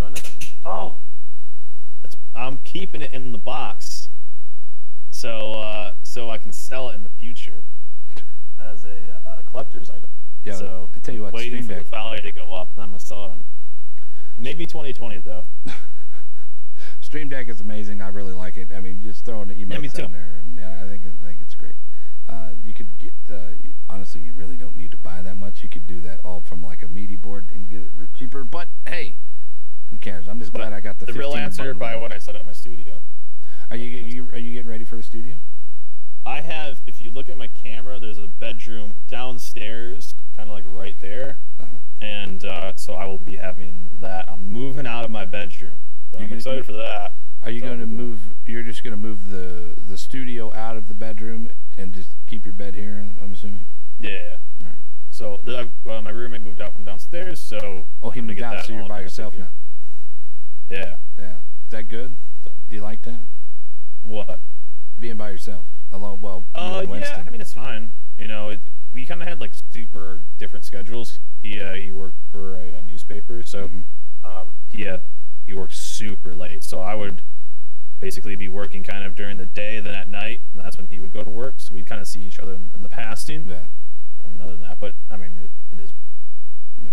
Nice. So, sounds like cool. I'm excited to have a studio though. Goddamn right, man. I wish I had a studio. I wish I had another room that I could go to, because I'm sitting here right right behind the camera's living room, right over there, like literally touching the wall toward the kitchen, and it's just a big old pass through and people run through, and I have to like separate the actual studio because I got a light over here by the wall that's out of the way, and then I got a light over there by the wall that's out of the way, and then everything else, I have to leave sections middle. I have to leave it open middle. My wife, I'm really interested to see like what it does mentally. Like there will be a disconnect from like me being in my bedroom. So I'm wondering if that will do anything like psychologically, just getting that. I'll actually feel like I'm going to almost like an office, but I don't know. I'm excited. I'm excited to kind of set it up the way I want, have a place to chill down there. So I would love to be able to put up to get into a room to where I don't need a green screen. Or I don't particularly like using the green screen. I think it's a little bit less personal because I want to bring you into my home and bring you into my world, and then we could do shelves behind it, that things that I've gotten that put a little bit of personal touch on the stream, and I mean exactly. I mean the big old donger back there. People send you stuff and it makes them feel part of the show. Donger. Canadian arrow. The donger arrow, and it's fine. Yeah, I got you. Yep. Monka TOS. All right, going to the first one here. It says, Phony Hermit says, in my opinion, the Fuso and the Nagato aren't as accurate now as they were back when I was grinding through them. It might just be me, but that's my opinion. I think that also goes back to your perspective. I mean, like, because a lot of people have different perspectives on things, and the Gneisenau, I mean, like, B6 loves the Gneisenau. He said it's probably one of the most accurate ships out there. And I'm like, now, wait a second. Is this accuracy? The Gneisenau? Yeah, that's what he said. He said he's got probably one of the highest hit rates that he's ever had. I mean, that's the same thing, though, because it's only 6 shells going out. No. But yeah. Anyways. But I feel that when I was playing it, because we played 10, 15 games in a row on this thing, or very quickly, or if you're grinding up 2 lines, you play one, okay, I died early, now let's move off into the next boat, okay, now let's go back to this one because we died here, we go back to the Fuso, we end up playing it more, so we see the more consistency while we're actually playing through it, just like you were talking about the North Carolina, if you haven't played the North Carolina in a while, it's going to take you 1 or 2 games to get back into it. So playing it once every couple of weeks, it's probably not going to be very consistent. You're not going to like it. Well, I mean, like the Nagato just got buffed. I think it got a Sigma increased anyway, or dispersion. It just got a buff recently. But are those ships, do they have worse dispersion than they did in the past? No, I don't think they've been changed. If anything, the Nagato's been buffed. So it's just that right there would be a peer-to-peer. What you see. Fair enough. NC Pokey says people also forget how awesome the perma camos were before the inflation in camos and flag stats. Yeah. Yep. Go ahead. Oh no, well I saw Pokey made fun of me too, and the best example I always use is no one really remembers that the best camos, that the only camos used to be 3%, 4%, 100% were rank. The rank 1 now, camos? If you get were the 100 camos you used to get for getting rank 1. Yeah. And they were kind of like that teal camouflage. Yeah, we still get them, but we only get 50. Yeah, you still get them, but less of them now. Yeah. But nowadays, if you get 3, 4, 100%, they're like, oh, these are trash. 777%. Mosaic it's just camos. Like, where's my? It only does that. Where's my free XPN credits or my Commander XPN free XP? So let me ask you this. This is kind of off the topic here of that question, but do you think that they should pull the dispersion factor off of those camos? Because me and B6 have talked about this before, and we were like, dispersion's always something subjective to the player. But I think if they pulled the -3% off of those camos, it would alleviate a lot more stuff. I don't know what the impact would be with or without that. That's something I would be interested to see, like what the outcome would actually be. Mm-hmm. I don't know what 4% worse dispersion. Right. I get the math behind it. Mm-hmm. If something has 100-meter dispersion, they're gonna have 104-meter dispersion instead. I assume that's what the math is, but I don't know what that actual impact would be. And so, would it even be noticeable? Who knows? But it seems like a weird thing to add to a camo. Mm.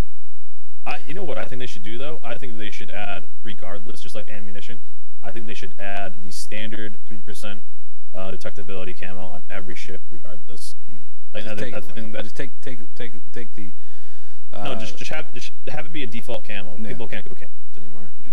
Oh my God, man, camoless people, man, and the one that drive me nuts. Now, granted, you could have been on a run. You could have been on a run in camos, and you run out of camo. I see that, but when you see the same guy 3 games in a row without camo on a premium ship, when he gets free premium camo for buying that ship, that's drives me absolutely nuts. And I'm like, dude, you're a Turpitz. You're a naked Turpitz that comes with a free camo. Or the worst is when you see people using like one of the camos they have to pay for on a premium ship. And you're like, you paid 50 doubloons for that Type 9 camo? Or no, like just even like you paid credits for it. Just like it's like, oh buddy. All right. Well. Oh yeah, absolutely. You just paid 22,500 credits for a camo that you have one that's better and that's for free. I would love to see just the standard 3% be a mandatory thing. Just have that defaulted, and if you don't want that on, you have to put some. So we used to do when we did Friday Fun Day.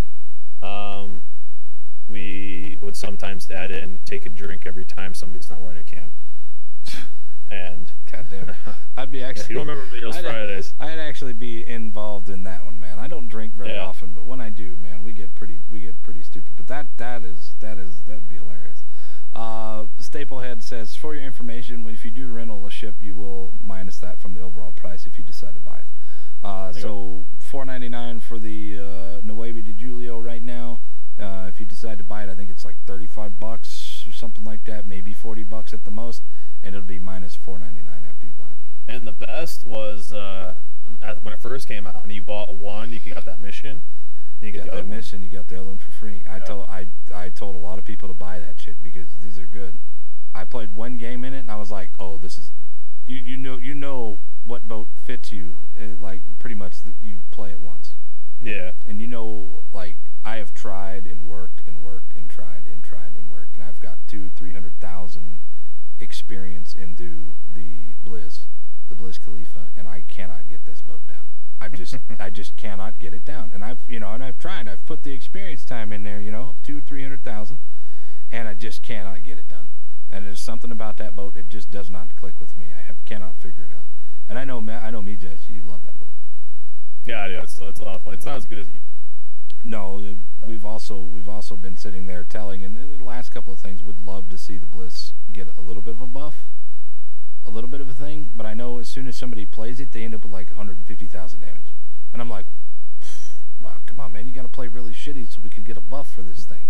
But he's like, I don't know, I'm just playing it, and I'm like, man, I think my highest damage in that thing's like 70k, and that's over 300,000 experience worth. So whatever. The only thing you can't control about RNG is who your teammates are. Sean Solo, and yeah, RNG is how many Josh, how much RNG do you think is based from teammates alone? Oh God.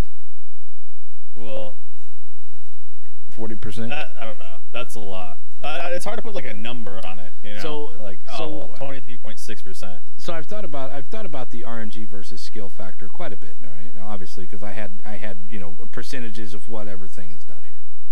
Now I've never thought about how much RNG is a factor. What percentage of RNG is based off of this? Your dispersion, your fire chance, the fire chance versus you. I've never really broken down that other 70 or 60 to 70% of what I feel is RNG based. I've never really broken that down into specific things because there's so many number of things.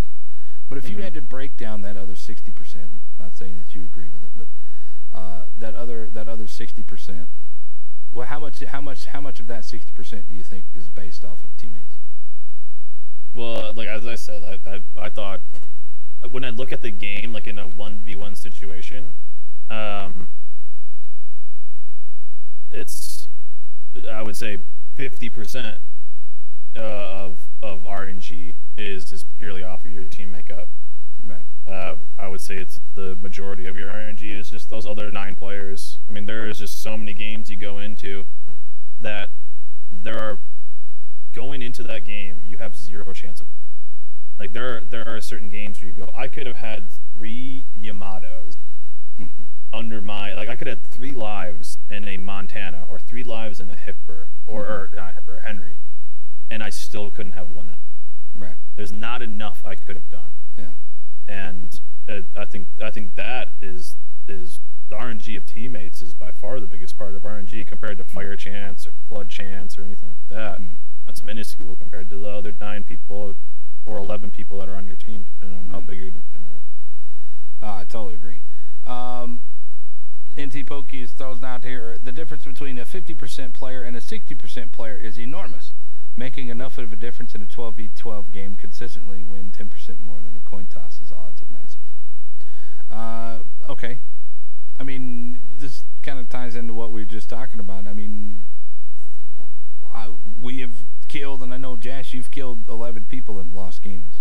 Or your division has killed 8 to 9 people and lost those games because they're just too heavy.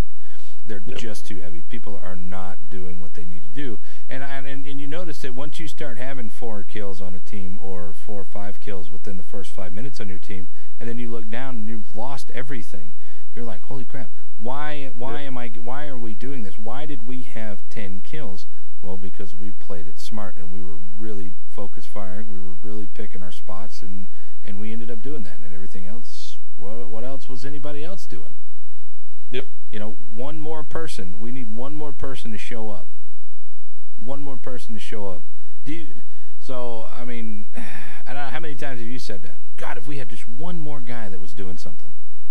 Oh, yeah. I mean, you can usually see, like, man, if that X ship would have just been better. Yeah. Or if that destroyer just would have gone to that cap, or if that, insert many a situation. So many. But yeah, I mean that's why I think like if we're really going to talk about RNG, the RNG of the matchmaking gods is the majority of your RNG. Yeah. Opinion. Well, I believe the whole is personal RNG over on, and if you want to extend that into know, No, I mean, yeah, for sure. the game RNG matchmaking, all the other stuff is a whole nother podcast topic altogether. Matchmaking in general. Grubstake, they're were really become impressive when you look at the 40% player, and they are bad, real bad. Mm-hmm. Now 40% as a win rate, I can understand 40% win rate. I can understand that if you're new. But if you've got thousands of games in, and you're still at 40%, then there's something else wrong with that particular player. They just haven't figured it out, or they just don't give a shit. And, I wonder how much of it is they're just stupid, or how much of it is they just don't care. I think there's a lot of that. I think now 40% obviously is an extreme example. There really aren't that many people with an overall 40% win rate. But there are definitely people where it's just like, wow, you see the 2000 Life Fletcher with no camo on, ripple firing at a Minotaur. AP. So yeah, AP at a Minotaur. So like, yeah, those big jumps, and I don't want it to be like win rates everything. It's just the easiest way to kind of explain like different levels, I guess. I'm not there's no real like stat that is this equals skill. This is the perfect representation of skill. Right. WTR doesn't mean shit, and all these other things personal don't mean ratings shit. Don't mean anything. And yeah. And that extent, in my opinion. Now I know we were talking about it, some kind of matchmaking based off of skill level, but you really can't. I mean, there's got to be so many different factors, because if you're just going off of pure win, okay, fine, let's go off of pure win. How many of these did he solo? How many of these did he carry the team? How many of these, there's so many intentional things that you do in a game that you just can't judge. I accidentally hit my smoke. Well, this guy got 100,000 damage while he was sitting in that smoke. I should be rewarded. What wasn't your intention for that smoke? So, I mean, how do you judge that? And so I think it's hard. I think it's hard to try to implement an MMR matchmaking type thing. But like, just going back to the, I don't know. I just think there are people that, one, don't care, and two, have no interest in getting better, and three, I think there's just a lot of that. There's not really that much caring in some of the situations at the bottom. Yeah, that's funny. What do you think the average win rate is right now in ships? Isn't like 49 or 49 and some change because the draws still happen? Sure. I don't know. Yeah, I think it's like 48, 49. I haven't seen a draw in forever. I think out of 13, I think we maybe have maybe 4 draws overall, and I think I have more draws in ranked season than I do in regular games. Yeah, I got one. I got one a little while ago, a few weeks ago. But yeah, but they don't happen as much anymore. They used to happen all the time back in the day. That's what I heard. You used to have like 3 or 4% of your games ended up in draws. Wow, that's a lot. That's quite a bit of games. That's like 300 games for every 1,000. Or yeah, I'm sorry. What, 3 games? 30 games? Because how they used to do standard battles is it would just constantly count up, and basically the only way you would get is you would trade off points. And so if the team ended, like with each team killing 6, you ended up with the same score. So you couldn't stop the cap. You either had to cap the whole thing out. So I mean, you would end a lot of games with draws. I mean, it used to be like 3 or 4% where end up in draws. Wow, that's a lot of games. Yeah. I know we were talking about game modes earlier, but I'm really tired of standard battle. It's so slow, and it's just such a camp fest. And I understand, fine, whatever. I mean, I play pretty campy when I play particular ships anyway, but that's not the point. The point is that it's just so slow, and I don't enjoy those games. Very seldom do I have a game that I enjoy on those. Yeah, yeah. Go ahead. It makes it for slower games for sure, because I think a lot of people just don't know what to do in this game. And so at least when there is caps to cap, people kind of know, okay, I should kind of go towards that. And then they avoid them anyway. Yeah, but still they have a general direction where to go. Absolutely. In standard battle, a lot of people just don't know where to go, so they wait for somebody to they look for somebody to start moving, but then you get that Mexican standoff where it's just like, oh, I'll follow you. Well, I'm following you though, and then so they end up just sitting and spawn and nothing happens. So it just makes. That's everybody has their. I've seen a lot of standard battle games. That's why I was very excited when they released Epicenter. I think Epicenter is probably one of my favorite game modes based on the map dependent, obviously, because I don't care what you put on Tears of the Desert, it's just shit all the time. It's just a crap map. There's nothing that they can do to make that thing better for me because I'm so jaded from the old Tears of the Desert. I don't even want to try to like this new map, and that's on me. But I love Epicenter. I think Epicenter is really good because there's another objective to do. Go get these caps. Go defend these caps. Go sit in the caps so you can prevent them from doing things. And as long as you're playing in that mindset, that game can be very good. People don't like that game mode because I don't know why. I don't know why people don't like that game mode. Nobody has ever come up with I don't like that game mode. Well, why? Well, Epicenter, you said? Yeah. I like Epicenter. Yeah. It all depends on obviously it depends on what map you're playing it on. I would like to see Epicenter on Ocean. I think that would be pretty cool. I also like to see. People don't like Epicenter because people don't like taking damage. Yeah, that's true. Right. So no matter what people are in, people are scared to take damage in this game. So it's a mode that promotes aggression, and aggression gets rewarded in. And a lot of people just don't know what to do when they have to do that. So a lot of people, when they think of a game mode like that, it's either YOLO or snipe. Those are the only options. There's no in between. There's no correct position. There's no correct aggression. There's no time to push. It's either complete YOLO or complete use. Right. So I just think it's a mode that promotes people being aggressive, and so many people don't know how to be or are scared to be, and that's the problem you run into with people not liking that mode. Is they're really uncomfortable playing that way. Right. I also think that it's okay to take a little bit of damage. I mean, especially if you're for sure. You can take damage. You can take all but one of your damage and still be Even okay. as a destroyer, I think a lot of people are. I mean, I'll gladly open fire if I can get aggression off from like another ship. Eat a salvo for him. Sure. I've sat there in the. My battleship is tanking 4 or 5 people. I will open sometimes. I've said, guys, I'm gonna have to try to draw some fire from this guy. He's getting hammered. He needs to get his heal on. Maybe I can distract one of them, 2 of them to shoot at me, and I'll open up, even being low. I'd rather, I'm half health. Maybe I can open fire, stop shooting, and then maybe they'll shoot at me for 10 seconds or whatever, and that's less time that they have to shoot at that guy. I mean, it's all. I don't know what I'm trying to say here, but it's just more strategies. And yeah, for sure. Overall, me as a player, I enjoy objective-based gameplay more, where I have an objective to go do. I'm going to go accomplish this objective, and I've learned how to play the Epicenter on majority of the maps or all of the maps, and I would like to see some of that expanded. I think. Yeah, I would like to see other modes. I like the independent rings on Epicenter. I like that. Yeah.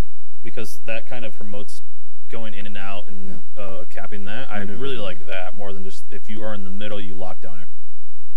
So I like that. I enjoy. I want to see it on Two Brothers. I don't know why. Just one week. I just want to see Epicenter on Two Brothers. I'd also like to see it on not Shatter, but Shards. No, the one with the 9 at B. The 9 little entrances at B. I want to see it on Shatter, that. Yeah, sure. I would like to see it on that for about a week and see how it works. I think that would be a fucking cool ass map to have it on. Also Ocean. And anyway, I digress. Let's see. I think the average player has more skill than a couple of years ago, probably due to the streamers and YouTubers showing builds and tips. And then, I disagree with that because how many people are playing that aren't in your channel, Josh? How many people are playing that aren't in my channel? I mean, the amount of people that seek out information is now low. Obviously with Twitch being promoted, there's more and more people going out for that, so that's good. Absolutely. But like I said, the average skill base is not better. Look, you have community contributors out there, and I'm not going to call them out, but they know who the fuck they are. You have community contributors out there that don't even go look up information on things. I'm not calling you out. I'm calling participation medal people out. And you know what I'm talking about. But anyway, I call those people out because they don't take the time to learn things and they give up so quickly on things. Oh, this is too hard. I'll be all over this if you do this. And well, when they do it, oh, it's not good enough because they don't want to take the time to learn the shit. And that's what you will see if you really want to get good at this game. Wargaming doesn't have to hold your fucking hand. That's the problem. Everybody wants Wargaming to do this, and Wargaming needs to hold my hand and show me how to do this thing, or they need to put out videos on how to do this thing, blah, blah, blah. Well, they have, and those same people are still complaining that I don't know how to do this. Well, you wanted a video, there it is. This is how the shell mechanics work. This is how fire chance works. This is how, all those instructional videos that they did. People still don't watch them. Even those same people that complain, I want to watch. Wargaming needs to hold my hand and teach me how this thing works. They did it, and then they don't even fucking watch it. So stuff like that frustrates me. I think the amount of information is more available. The amount of the information that is available is promoted more. I think that's definitely a thing. So it's more readily available to get past that learning curve, right? Which is what watching streams can do, which is what watching videos can do, which is it takes that learning curve and just speeds it up so you can then start playing it and learning the game. Because I can teach you how to shoot, teach you how to lead, I can teach you where to go, I can do all these things, but still you have to do it yourself. Yeah. Right? I mean, we've come to the same mentality of it. I can teach you the basics and I can teach you a mentality, but it's up to you to get that experience on your own. Yeah, exactly. So, but the overall the amount of information is more, the availability of it is higher, but the amount of people that are going for it is probably more too. But still, the amount of time that people are actually going into putting that into practice is now much less. So people in the end are learning less over time because, I mean, still the amount of people that watch Twitch, the amount of people that watch YouTube videos are still so small compared to the number of people that play this game. Even on the American server, like I don't know what the server population is right now, but I can only assume it's somewhere around 12 grand, and there's maybe 2,000 people that watch Twitch during my prime time, which is 6 to midnight, 2 o'clock, 3 o'clock in the morning. There's maybe 2,000 people, and when I'm generally at what time? Well, I mean, like right now, there's maybe 2,000 people watching watching Twitch. Watching World of Warships on Twitch. So the population of Twitch was grown, and it fluctuates like everything else does.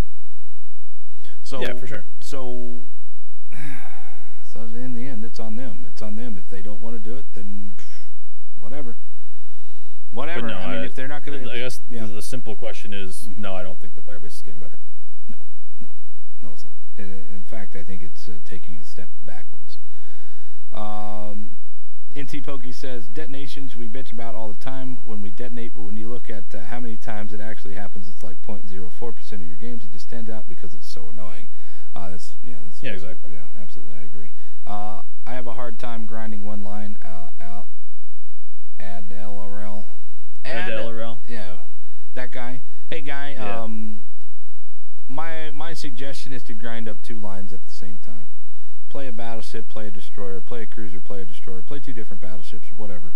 So that way you're not sitting still, because the worst thing that you can do is sit still and get bored. And so you play 1 line. If you die early in that game, just leave the game or analyze yourself before you leave the game. What did I do here? What could I have done different? And then move on to the next game and move on to the next boat. So try to drive 2 up simultaneously. You can do more, but then you're going to run into credit problems, and that's a whole other story. Especially without time. I always recommend, if you are grinding, the thing about grinding too many lines at once is you end up running into a credit problem, which most people end up doing, and you're running 4 or 5 lines at tier 5, tier 6, tier 7. Then you just run out of credits. Once you get to the higher tiers, everything's just too expensive at that point to spread your credits to I don't know. It's just you spread them too thin. But what I always recommend, if you are grinding like 2 lines, grind a line, and then the other line to grind is grind the counter to the counter of the other line. So if you're playing a battleship, most likely, especially if you're early, you're gonna really hate playing destroyers or playing a torp you and blah blah blah. So I recommend playing battleships if that's the line you want to grind, and then play the counter to the DDs that are, because you're gonna be like, all right, this is some bullshit. I keep getting torped. No one's killing these guys. I'm gonna do it myself. So you go play that. So I always kind of recommend that. Play 1-9, then play the counter to the counter to that line. Right. That's a little bit more specific than the way I go. But yeah, I tend to agree. You got to play to understand how to play these boats. You have to understand how to kill these boats. What is the biggest issue for you? Are you running into torpedoes? Okay, well then let's go figure out how these torpedoes are working that are killing me. So knowing that, I can understand this better. And ladies and gentlemen, it's going to take you time. And I think that a lot of people just don't put the time in, and maybe they don't have the time. I don't know, whatever excuse that they have for their lives, whatever. They don't have the time that we do, but that is a thing. You got to put in the time. All right, one more. Staplehead says, "What is your favorite premium and why?" It's for both of us. Go ahead. Favorite premium? You know what I'm loving right now? I love the Jean Bart right now. I think that's a fantastic ship. Orgonia is amazing. Obviously, my 1%er ship. I got that. But more readily available ships. Scharnhorst is amazing. Scharnhorst is amazing if unreliable with the damage on those guns. 11 inches. It's pretty rough. Yeah. Massachusetts is a lot of fun to play. I think I could probably play the Cossack all day. I could probably play that ship all day long and be fun with it. Love that boat. I probably put, it was the Cossack, other than the Atlanta, which is my all-time favorite boat in this game, is the Atlanta. I just love, for some reason, I love that boat. It clicked with me, even playing the 11.1 kilometers before I had AFT back in the day when I was trying to grind up captains.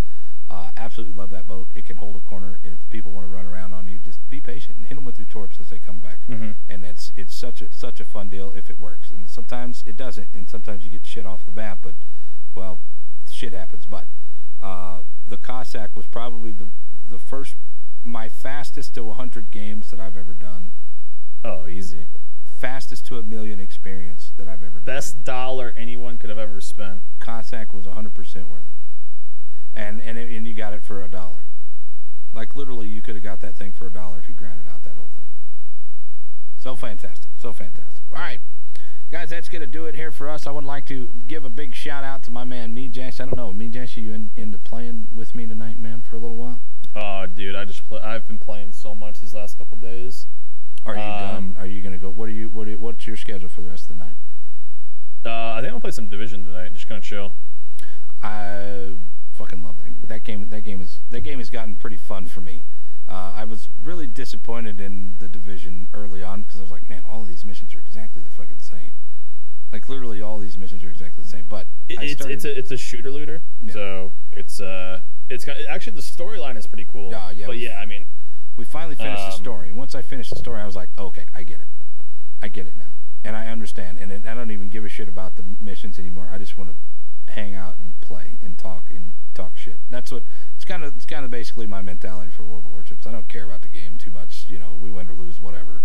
I want to perform a little bit. You know, okay, I perform to my standard or whatever, and then just bullshit and talk with the rest of the people. You know, it's kind of the way it's gone. Division's great. Yep, exactly. Yeah, I'll probably play that. Risk of Rain I've been playing a lot too. That's been a lot of fun. That's a lot of people don't know about that game. Have you seen they're coming out with a Risk of Rain 2? Yeah, that's what I was just saying. Risk of Rain 2, it's amazing. Oh, it's already out? Yeah, it's really good. Super addicting. And other than that, though, ANO 1800, 1880 or whatever it is, that looks pretty good. I think it's 1800.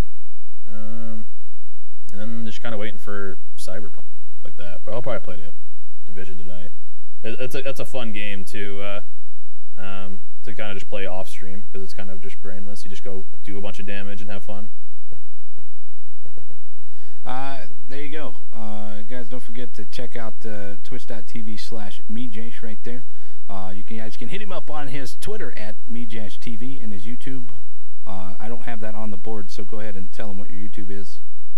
YouTube.com/MEJASH. There you go, youtube.com/MEJASH. Big shout out to my man MEJASH for coming on. I do appreciate it, man. Thank you for taking time out of your busy day on a Tuesday here. And I love you guys very much, and I love you, Jash. And hopefully we can in the future, man. We got to schedule a fucking me, you, and P6 day again.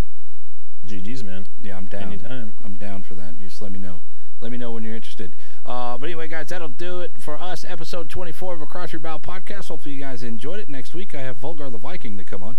There you go. There you go. We got Volgar. We missed out last week, and I do apologize for last week due to internet issues.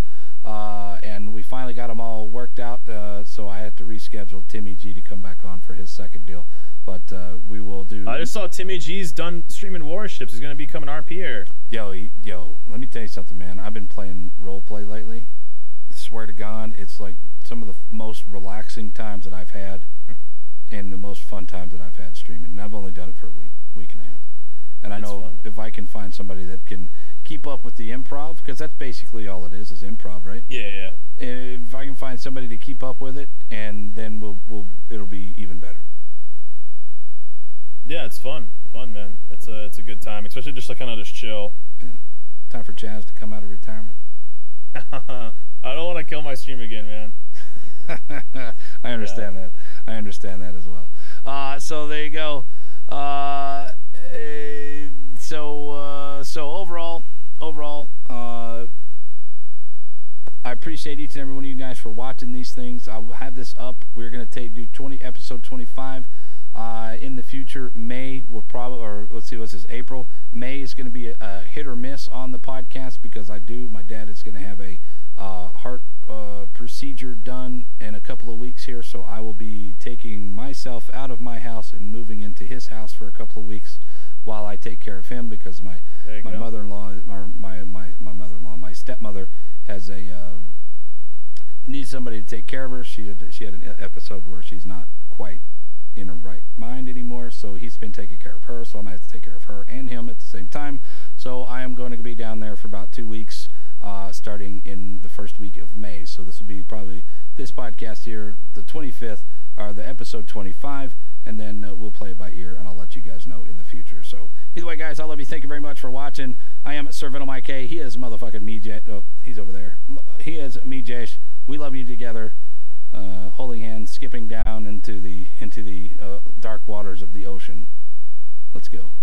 That's it, boys. We'll see y'all next time.